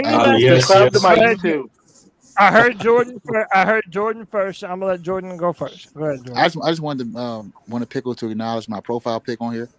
That's all I wanted to do. Who is that? Look at it one more time. It's Hendon Hooker and Martin Luther King. Can in a little bit, bro. Jordan, you wild, bro. He took that's the real picture. Bro, People make you wild for that, dog. You're wild for that, bro. That's hilarious. But man, I understand it. I understand that you can't help it. You mentally immature, but it's all right, man. Anyway. Bro, he's saying this man has been alive since World War II. Is what you're trying to say, man. Hey, let's be real. If he can play quarterback, even in college, and he that old, we stupid if we don't draft him number 1 overall. Facts. We need. I know, right? He's an ageless wonder, man. Come on. Vampire. Yeah, dude, he's a vampire. Dude, If he 100 years old. Dude, Hendon Hooker is a vampire. He looked that good. We need to find out where he been living. That's what I'm saying, man. We might be on to something. Hendon Hooker with the number 9 pick. You heard it here first. Yeah. All right, my man. Per YB Jordan. Yes, yeah. Then my man NASA, he got a brand new YouTube channel. He's been putting out content. Tell him where they can find you, bro. Yo, subscribe to my YouTube channel, Rude Life NASA. I got my own podcast. It's not about sports. It's about motivation. Just keep it a Wandering True podcast. You can find it on my YouTube channel. And, keep pounding. I'm going to come back Friday again, and I'm going to talk the same BS, Hey, that's my bro right there. Yes, Y'all go support Rude Life NASA. That's the homie. Anybody else got something they would like to say before we jump on here? I'd like to say something. Go ahead. Just after all this 5 years of bullshit, 5-12, 5-12, 5-12, back to back. This year, man, and I said this last year, but this year I hope we do good, man. Like I hope this all is worth it, at the end of the line, But it better be. The Broncos have been suffering since Manning, so the suffering can continue too, unless you do something about it. Yeah, no, that's true. I would definitely. I would like to say, Lord, here we go. Fuck Clemson, Spurs up. I knew this was about to be some dumb shit. I knew it before taking over the Carolina before Kevin opens his mouth. I'm like, yep, here comes some dumb shit. I knew it. As Carolina always. Gamecocks.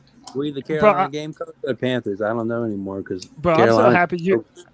I'm so happy you didn't. Nah, hold on. I'm so happy you didn't win $10,000, bro. Just for that. Oh, blow. Hey, he might have been a foot with his wheelchair. Yeah, Cody, I didn't win 10 grand, but you know what I did win? More than you did. Oh, I like that. Hey, whose college team won more football games? Oh, that's right. My Clemson Tigers did. What about this year, though? Like, what sport have y'all beat us in? This year. This year. What sport? Are you a South Carolina fan? Yes. Oh, hell yeah. I like the respectful disrespect. What sport have y'all beat us in this year? For 1 year, for the first time in like a decade. Oh no, it's over for y'all. Oh no, Dynasty's crumbling. Dynasty ain't crumbling, bro. Y'all wild. Ain't no dynasty. That's right. Well, I'm a Duke basketball fan, so. All right, this show is off the rails, so I'm about to get the fuck out of here. Jared don't know what the hell we're talking about right now. Yeah, we guys are going off topic with the college football or college basketball. I mean, dude, I blame White Chocolate. He's a fucking idiot. So, ACC versus SEC, right? Yeah. There's no competition there. Oh, SEC's better anyway. Ladies and gentlemen, this has been another edition of the C3 Friday Free For All. You see everybody's still talking shit as I make my outro. Go Blue. But it don't matter, man, because that's what we do in the Friday Free For All. We talk a little bit. I'm a Duke Blue Devil. Until next time, C3 Panthers. Blue Tigers. Keep corralling. My fault. Keep pounding. Watch the XFL tomorrow. See ya. I'll roll over you with my wheelchair. Hooker is great.